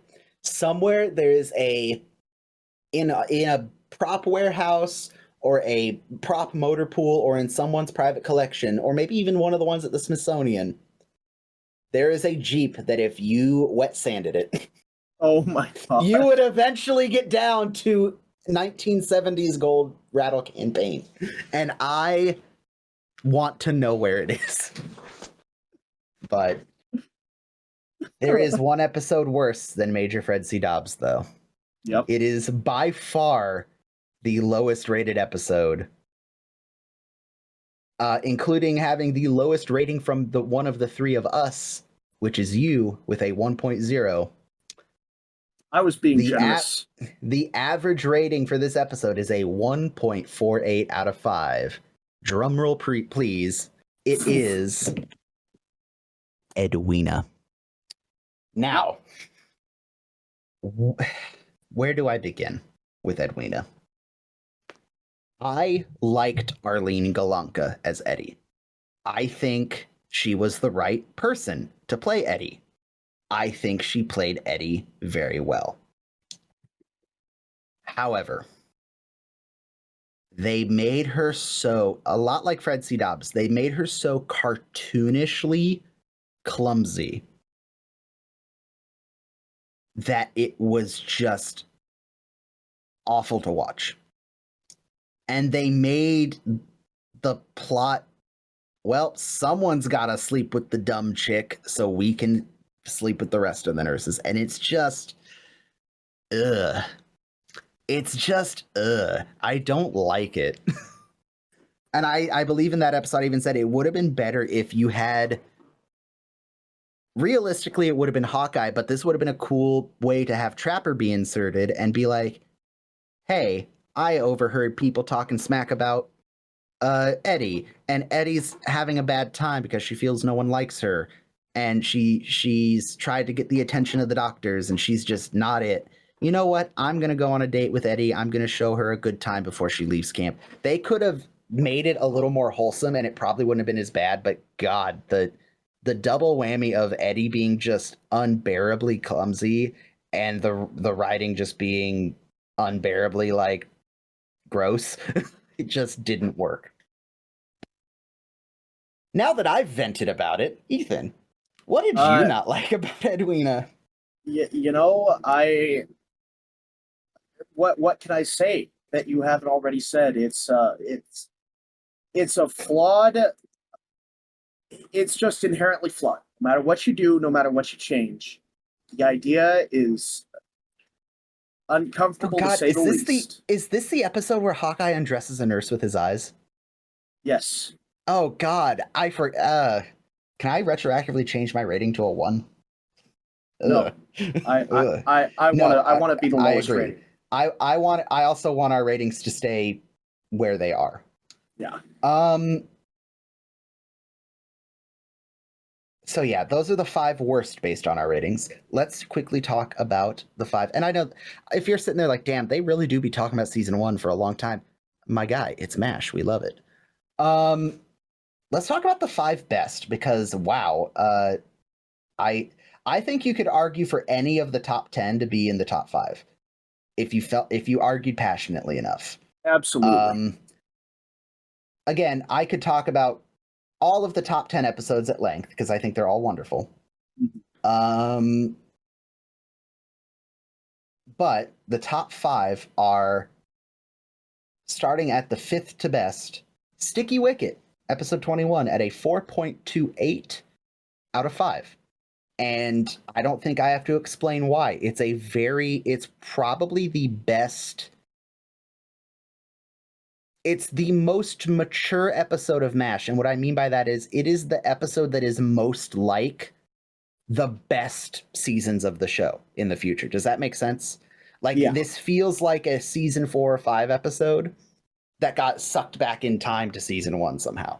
It has a lot of the elements that make the future episodes of the show really, really good. And that was the one we had Mike on. So we love you, Mike. Woo! Yeah. So yeah, 4.28 out of 5. I don't have anything else good to say. If you want to hear the good stuff, go listen to that episode because we talked at length about it. But it's Mike was incredible to have on too. So. Yeah, Mike made some good points that I kind of knew, but I didn't know how to articulate. But I think it came down to we got to see Hawkeye be a little bit of an ass. We got to see Frank both be the worst he had been up to that point, but also at the end of the episode, we see where he's like, oh, I was too harsh. And oh my God, Hawkeye did miss something that was hard to find. And then you also had that moment with Margaret where she and Hawkeye have a little bit of common ground. And McLean Stevenson, we said it earlier, blows it away with his talk with Hawkeye in the supply tent. So yeah, excellent episode. The 4th to last. This one kind of surprised me. It made it into the top 5, but I'm kind of here for it. The Army-Navy game. the football game where the bomb drops in the middle of the camp. I'm not gonna lie. That is one I am surprised is in the top 5. It's 4.39 out of 5. I'm kind of stun locked. What, Ethan? Why do you think this one made it into the top 5? What makes this episode better than Sticky Wicket? I'll tell you why. This is kind of the apex of what they were trying to go for when this was pitched. Hey, it's an army camp and they're in a war, but it's goofy. It had a really interesting plot, but it also had a lot of very good comedic relief. Always in a crisis. Yeah, just there's a lot of gems. Larry Linville just fainting. Okay. Yeah. No, that is okay. I've never thought about it. It is really like the best version of the we need this to be an army doctor show, but for the whole family. Okay. Wow. Huh. Okay, I see it. Do I think it belongs above Sticky Wicket, though? I guess I'm unsure because I gave him the same exact rating. Actually, you're the one of the three of us that changed it because you and the audience, you gave it a 4.7 as opposed to a 4.5 for Sticky Wicket, and the audience loves this episode. They gave it a 4.14. But well, the audience loves me, and that's what matters. And I love you too, random citizen. Okay. The top. So here's where we get to the top 3. And I'm going to say this. If you've ever looked at IMDb's 100 best movies of all time, the top 3 are constant. Depending on what version of the list you look at, the top 3 change. It's always The Godfather. Jaws, I think, is one of the ones that's almost always in the top 3. And like the Wizard of Oz. It's like it's the same three fight for position. It's like Wizard of Oz, Jaws, Godfather. Sometimes you'll get Gone with the Wind in there. Like they fight for top 3. I would argue any of these 3 episodes could be the number 1 if you argued for it right. So number 3 is Chief Surgeon Who. It is wonderful. It is a fantastic episode. I really like it. I think it is, again, similar to, it's almost the perfect middle ground for me between Army Navy Game and Sticky Wicket. It has the goofy with, what's his name? Boss Hogg. Why can't I think of his name? General Barker, played by, really, that's the one episode I don't have my notes for. Did I not take notes for that episode? Do you want me to tell you? Yeah, tell me. It's Sorrel Brook. Sorrel, I knew I'm like, I think I pronounce his name different every single time. Sorrel Book. Sorrel Book. Oh my gosh, I love him as General Barker. I know there are a lot of people that don't. I kind of wish we got General Barker more, and I think people don't like General Barker because of Requiem for a Lightweight. But he's kind of just in that. But I like his little, like, walking through camp trying to find Henry and getting to see, like, the madness. But I also like Hawkeye... the Hawkeye, Frank, and Henry scene in The Office we talked about earlier. That is a very strong scene for Henry. It's a strong scene. In a way, it's a very strong scene for Larry Linville as Burns, too, because he has to kind of channel that righteous antagonist energy. But yeah, Chief Surgeon Who is fantastic. It is one of the 2 episodes I gave a 5 out of 5 to this season. So... yeah. Second to best, the runner-up is episode 12, Dear Dad. Chief Surgeon Who, by the way, had a 4.67 out of 5. Dear Dad has a 4.73. This was the episode Jared gave a 5 out of 5 to. Ethan. Yes. My boy. Yes. What about Dear Dad did you enjoy so much?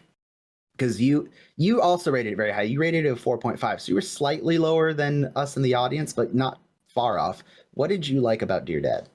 I think it's a very unique idea, played very well, and I'm sure I could get into an argument with any number of people. Oh, originality is dead. This idea didn't come from here. And, yeah, you're probably right. I'm sure that the MASH writers got the idea from somewhere else. but it's taking a slice of life, a day in the life of Hawkeye, where you can focus on other characters and other storylines and presenting it in a way that is, the term I would use is very digestible, but I don't think that truly encompasses what I'm trying to say. Mm-hmm. But the format and the way it's done is very well, and to me, very original, and that's why it grabs me. Nice. Yeah, I think the other thing that this episode has going, I'd say had going for it. It still very much applies today, but in a very different way. Up until the late 80s, 90s, and not late 80s, 90s, you'll understand what I mean. Yeah. Up through World War II and even Korea, that's how you communicated with people. Mm-hmm. If you wanted to tell your family back home how you were doing, or they wanted to tell you something, you had to write a letter. Unless it was a family like a death in the family, then you could maybe get a phone call or a telegram, right? But writing a letter and waiting for it was the way to communicate for a long time. So being able to hear the narration of a letter, but then see the events that letter's about, I think is very, again, like you said, MASH probably got it from somewhere else, but I think MASH did it the best, which is why when I think of letter home type storytelling, I think of Dear Dad and the other episodes, because we are fortunately going to get more Dear Blank episodes from other characters. Oh, that's cool. Yeah, I am so excited because some of them are really, really good. But yeah, Dear Dad is, I think we rated it so highly because it set that precedent of, one, this type of episode, but like I said earlier, it's trying something different. It's not just write a plot, have plot happen. It's write a series of small story or bits of plots that couldn't be made into full stories and utilize them for this type of storytelling. I think it's wonderful. Yeah. Number one, I don't think it will surprise anybody. It's the other episode I gave 5 out of 5. It's also yours and Jared's most highest rated episodes that also tied with... No, it is not Jared's. I'm sorry. I misspoke. It is your highest rated episode that is also tied with my other highest rated episode, which is Chief Surgeon Who. We both agreed Chief Surgeon Who and this episode were the best episodes, but the math didn't work out that way, unfortunately. With a 4.82 out of 5. Sometimes you hear the bullet. I am happy. I was going to be, if Chief Surgeon Who or that episode were number one, I would have been perfectly happy. But I can, like I hinted at it at the very beginning of this season. I spoke about it for an hour and a half on a podcast with you guys, and I will continue to say it. That is the episode where MASH not changed, but it showed you it did the villain monologue thing where it's like, hey, I'm going to tell you my whole plan. I'm going to make you cry some episodes. Like it was the full unmasking of what MASH wants to be. And it was very heavily supported by episodes like Dear Dad, Sticky Wicket, Chief Surgeon Who. But I'd say that is the main one where people sat down that night expecting a comedy, and at the end of the episode, they're like, what the fuck? But I could talk about it for hours. Ethan, what are your thoughts on that episode? It was a good idea from the get-go. It was just such a heartwarming start to Hawkeye seeing his old friend and their antics. And, then you kind of get into the nitty gritty. Oh, he's writing a book. It's not always the blonde kid that the war movies all talk about. And then at the very end, it's like, oh, damn, this is war. Yeah. Yeah, again, if you want the full details, I don't want to just expound and repeat the podcast episode, but go back and listen to Sometimes You Hear the Bullet. Mm-hmm. The only criticism, and I'll ask you this, the only criticism I can make of Sometimes You Hear the Bullet is that because of the constraints of 25-minute episode television, you kind of get to meet Tommy and then they kill him. Yeah. I think Jared said it in the episode where it would have been nice if Tommy was an occasional character and then you killed him, but I don't think he's wrong, but that's very much looking at it from a Game of Thrones, Andor, modern television storytelling way of looking at it, as opposed to how stories were told back in the 70s and 80s. But right. Yeah, it's not that he's wrong. That would have been made for a much more compelling character and story, but that's just not how TV was being done, especially for just prime time, general consumer TV. But so I'll ask you, what is a criticism that you have of Sometimes You Hear the Bullet, or do you have one? If I was going to make a criticism, I think that the 1-2 punch they deliver was maybe just a little too out of left field. I think they did a good job because I understand what Jared says and what you say when, yeah, they introduced this character just to kill him off, but I think that they acted well enough. They did a good enough job of demonstrating that they were very close friends to kind of counteract that. So when you go from, oh, wow, it's so great to see you again, to, oh, he's dead, just out of left field, it's, I don't know, it's shocking, I suppose. Yeah, go on. Well, and to be fair, I don't really know what you would do to remedy this in a 25, 28-minute time slot. I think they did the best possible job they could have, and that is why this episode is rated so highly. But if I had to choose one thing, I think... Go ahead. I'm done. No. Finish your thought, because there's a similar vein that happens that I want to bring up. I feel like if this storyline could have... If there was ever an episode that I've seen so far that could have benefited from an extra half hour of television, it is this one right here. If they could have gotten more time to expound on the character and the friendship, and then maybe do that curve into his death a little slower, a gentle slope instead of a cliff. Yeah. So I think, and I had this realization as we were talking about it, I think we focus a lot on Tommy's death because obviously he's Hawkeye's friend and Hawkeye's our main character. Right. There's an event that occurs in season 5 of the show. I'm not going to say specifically what it is because spoilers.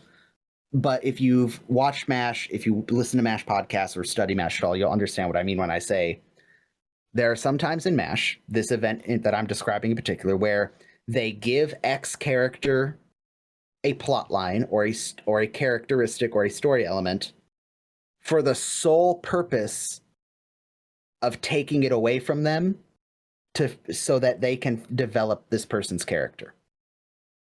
Because a lot of people complain about this thing is like, oh, you did X with this character and then undid it so quickly in the span of the whole show.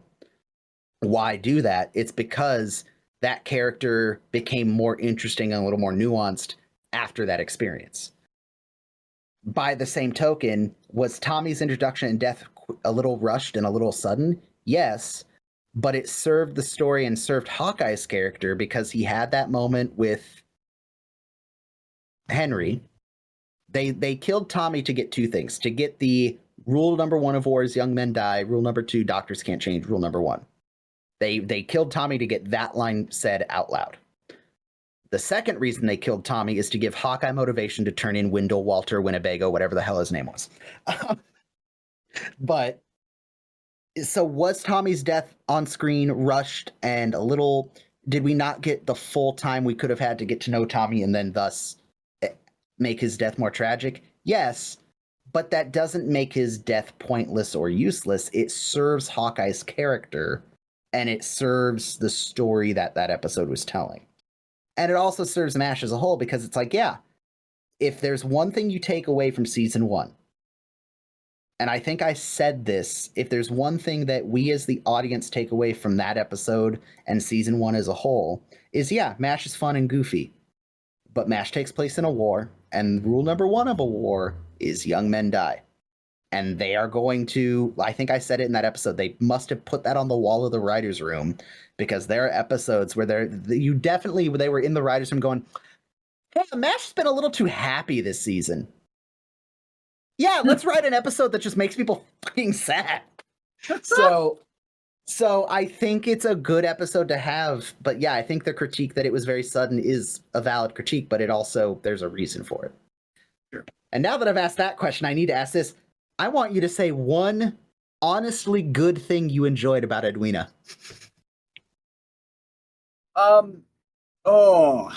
Give me a second. It's an easy answer. Is it Hawkeye in a kimono? No, it was close. But there are 2 easy answers. Okay, so in all fairness, there were a couple of times that the episode made me laugh. I thought the jokes what they were very well done. There were too many too quick. That's my argument. They weren't all bad. There were just too many of them too quick. Sure. I think I said earlier, Arlene Galanka's Eddie was the right choice. The writing failed her. I really liked Arlene Galanka. But the other thing that made the episode worth it is the best piece of merchandise we have yet to utilize. Oh, yeah. Kimono Dragon. Oh, yeah. Which at some point is going to be on mugs, t-shirts, hats, a banner behind a Cessna. Like, it's going to... Eventually, we will be at the point where we can offer merch, but we're not there yet. Share the podcast with friends. But yeah. So, before we read some of the audience's thoughts on season 1, and I know this has been a long episode, and we've been talking for almost 2 straight hours, which will probably get cut way down. So sorry, Ethan.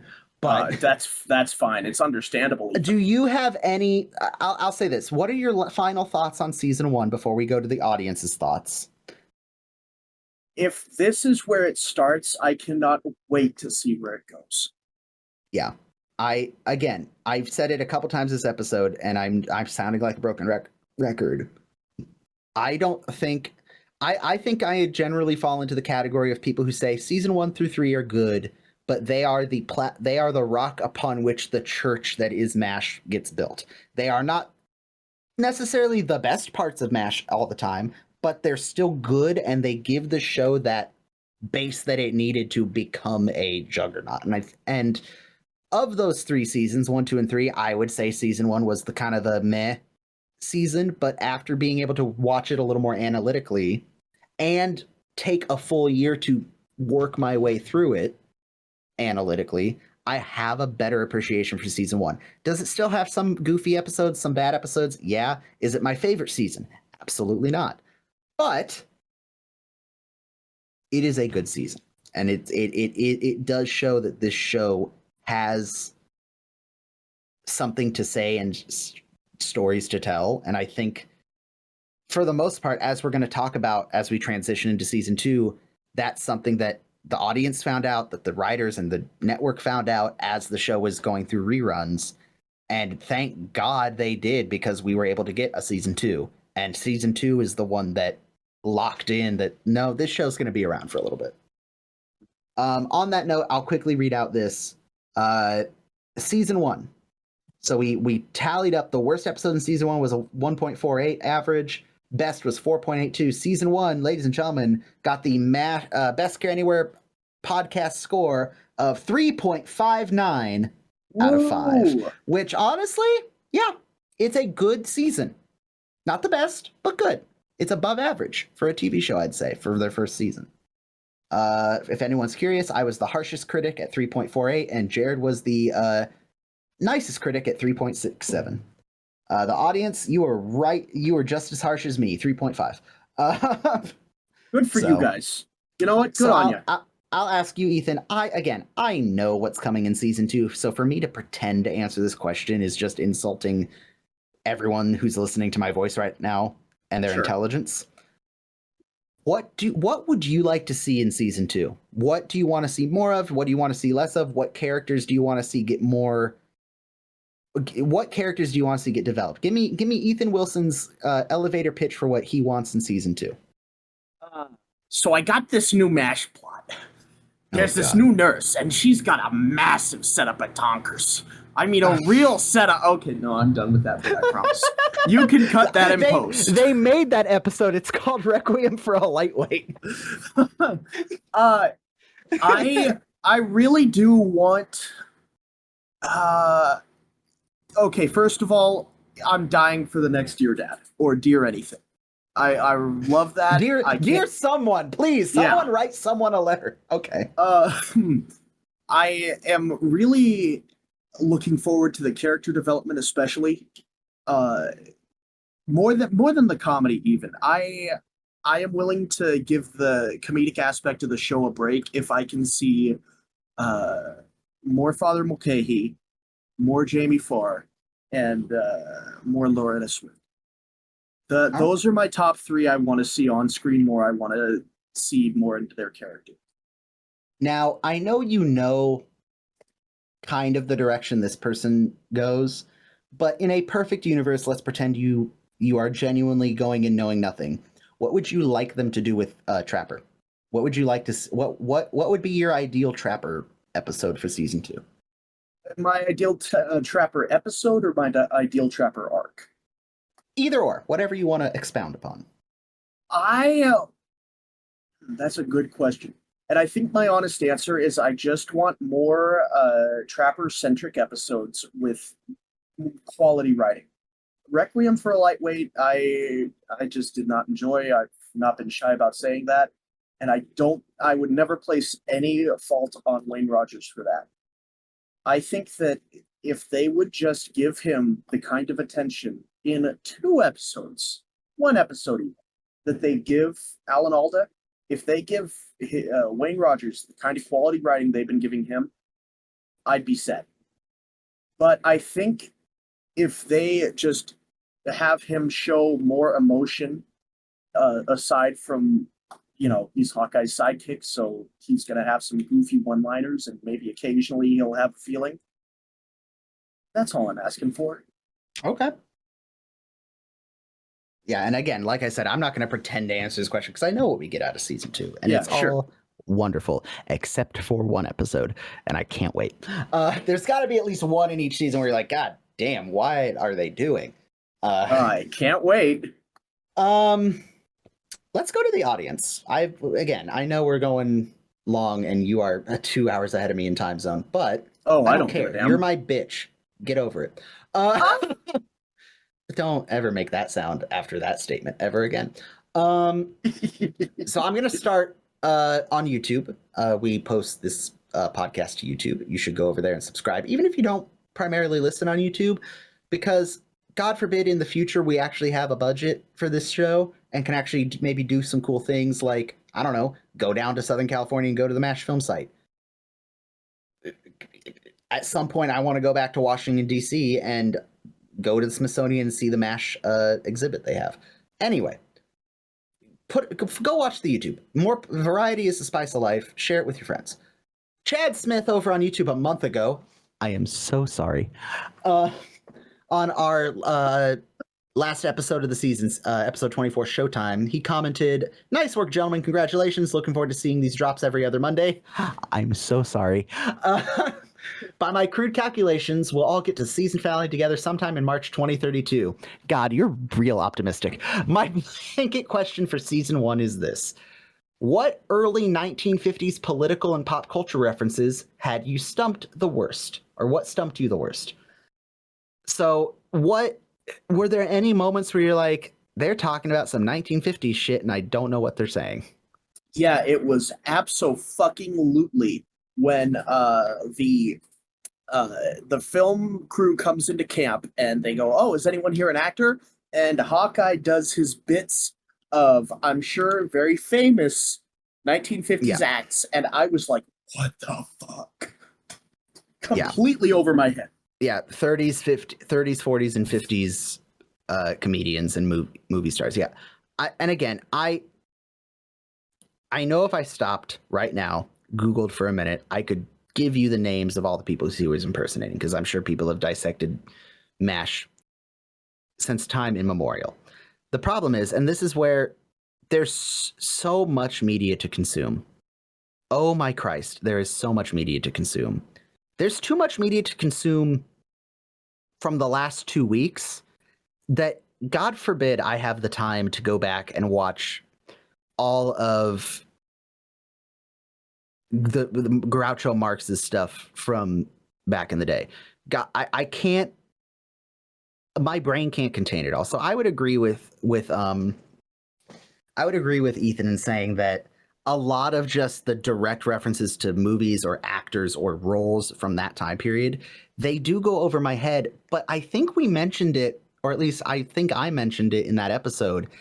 I may not be able to name the exact actors or characters that he is doing, but they're referenced so much in pop culture that I understand what he's doing. I may not know that he's playing that character from that thing. For example, the film noir episode, the I Hate a Mystery. I don't need to have listened to the Shadow radio show or watched every single film noir ever made to understand the caricature Hawkeye is doing at the end of that episode. Do you know why I don't have to understand it? Because my favorite film noir movie of all time is Who Framed Roger Rabbit. I understand that both Hawkeye and oh God, what is the detective's name from Who Framed Roger Rabbit? Eddie Valiant. Eddie Valiant. And I understand that those are caricatures of these old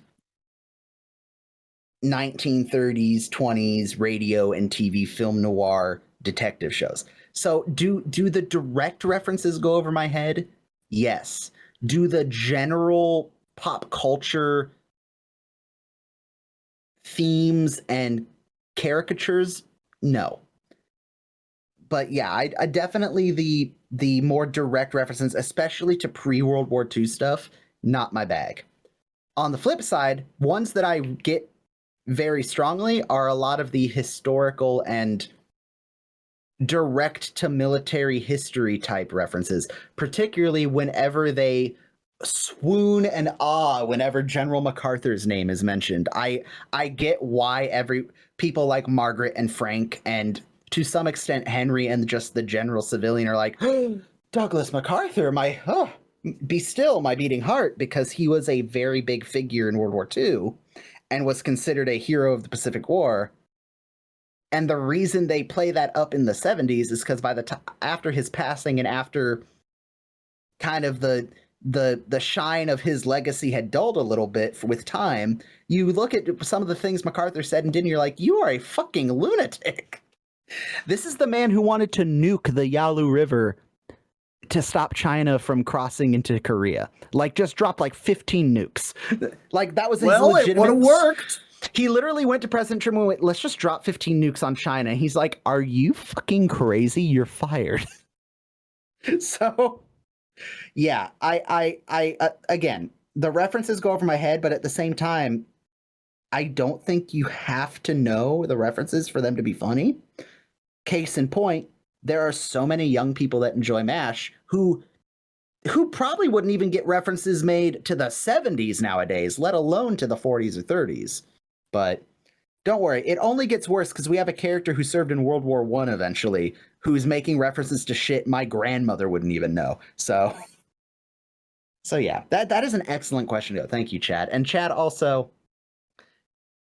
curse you for making me do this. Chad also says the stats nerd in me wants not only the average but the mean score for each episode and the standard deviation. It'll be interesting to identify the episodes where opinions were most unanimous and most divided. Chad, I thought we were done talking about numbers, but I did do that for you. Again, I'm not going to go through every single one, but I will give you the highest mean and lowest mean episodes, and I will give you the highest deviation and lowest deviation episodes. And that's where we're going to call it fair, because God, I'm so tired of looking at numbers. The highest mean score for any episode is Sometimes You Hear the Bullet at 4.72 out of 5. And surprising no one, Edwina is still the bottom with 1.66 mean score. The standard deviation of episodes. So the deviation between highest and lowest scores, I believe is what that means. I don't know. I literally just looked up standard deviation in Microsoft Excel and clicked the one that it told me to click. So if I did this wrong, forgive me. Forgive me, mathematics, for I have sinned. Extend selection. The episode with the highest deviation, so the most controversial, is Cowboy. With a 0.76 deviation. I don't know what that means. But apparently, we as the podcast and audience were most divided on Cowboy, which makes sense. I think that's fair. The one where we were in most agreement is also interesting. It's The Ring Banger with Leslie Nielsen. So so basically the average is the middle, mean is in between the highest and lowest, and standard deviation is how together or apart were we as a group. So yeah, very cool. Thank you for recommending we do that, because that was kind of interesting to see. Now that the numbers are over, let's hop over to the Twitter. And firstly, a part of me is like, man, we're recording really long. That's because I have so many comments to read. So thank you all so very much for leaving comments for us to look at, because I appreciate it very much. So on Twitter, some of you guys left comments about season 1. Thomas Killian says he was only 2 when MASH first aired. As a child watching the show, I got very little from the show. As a grown man, however, I enjoy the complexity, humor, and drama of war. First season was a bit on the goofy side, but solid nonetheless. I think that is the perfect explanation of season 1. Bit on the goofy side, but solid.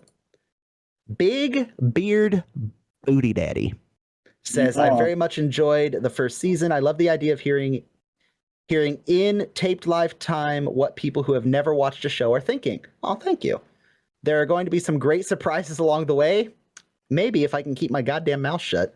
I'm very interested to hear your opinions on the show and how the show and movie differ. That should be the next episode. Ethan and I are going to have a little conversation before I let him go to sleep tonight. But that should be the next episode, is discussing MASH the motion picture.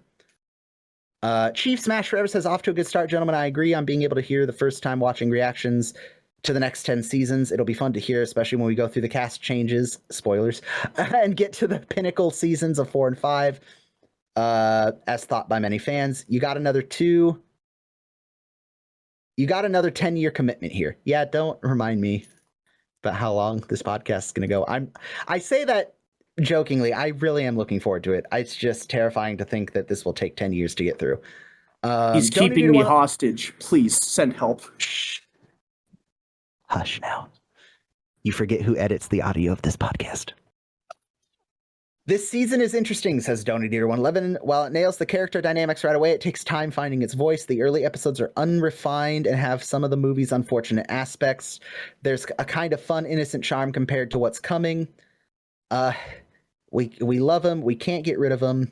He's bribing me to keep reading his posts. This lightsaber kills fascists. So glad I got in on the ground floor of this podcast. Love hearing the reactions to our newer and younger generation of fans. Season 1 of the series is an outlier, but interesting in finding its footing. Season 1 of the pod is great as well. Can't wait for the next 10. Please stop reminding me how long this is going to take.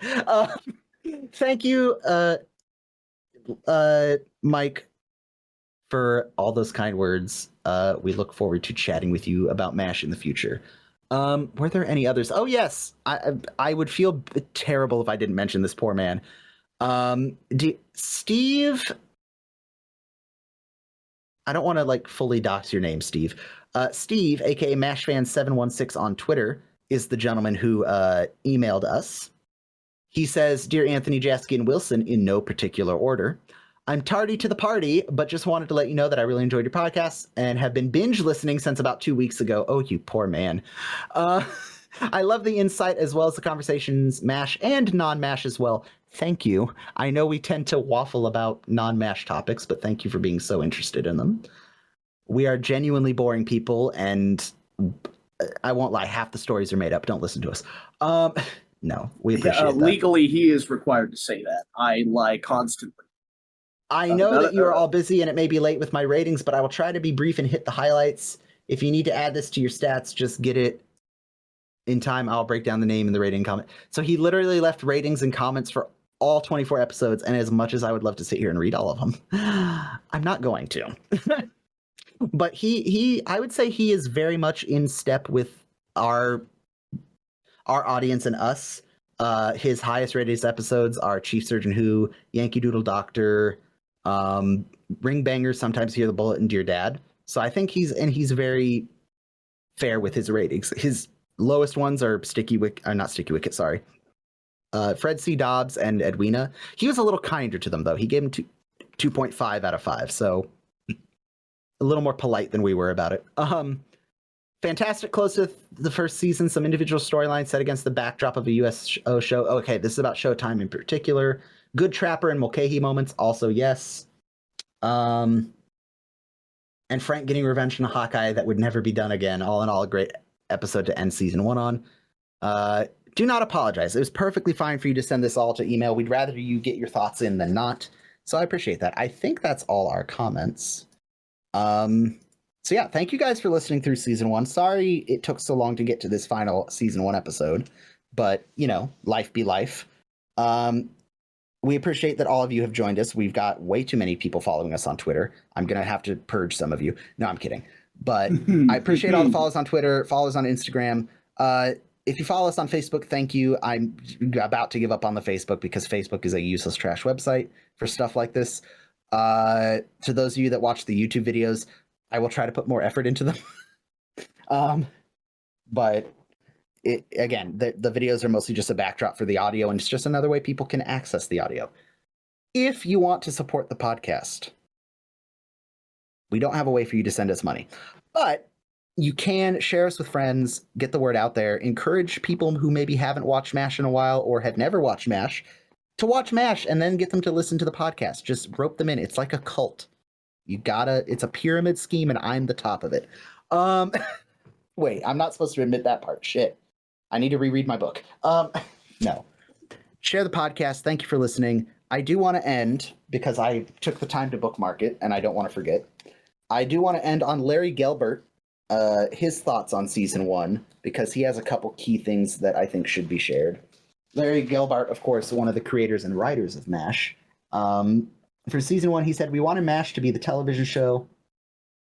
We wanted MASH the television show to have the same feel and look as the movie, but it wasn't as easy as it sounds. That first year, we were really feeling our way.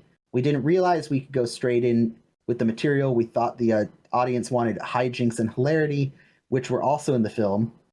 Of course, we were also forced to use a laugh track, and before the show ever started, we had the network people telling us we couldn't go into the OR too much, and it couldn't be bloody. When I took a look back at some of those first-year shows, I'm embarrassed. The one about Major Fred C. Dobbs, the worst.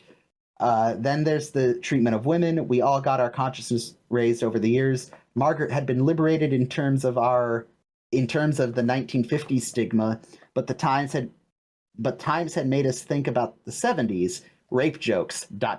I shudder now. But at the time, we were trying to please. You pull your pants down a lot when you're trying to please. So I think those are very poignant words, because I know there were a couple episodes where we're just watching going, but no, I think MASH struggled through the network's wants for season 1, and the network saw the good elements of MASH, and we ended up getting an excellent show. I'm going to stop talking now, or I will never stop talking. Ethan, do you have any other things to share? I'm looking forward to season 2, and I am still convinced that Anthony is lying to me, and he's just inventing all of you out there that are quote unquote listening to this show, because there's no way people actually. I'm just dragging Ethan. I'm just dragging Ethan into my basement and showing him my bulletin board with red string on it, and screaming about MASH, and he's like, "No," and I'm totally. Other people are totally listening to this conversation, Ethan. Don't worry about it.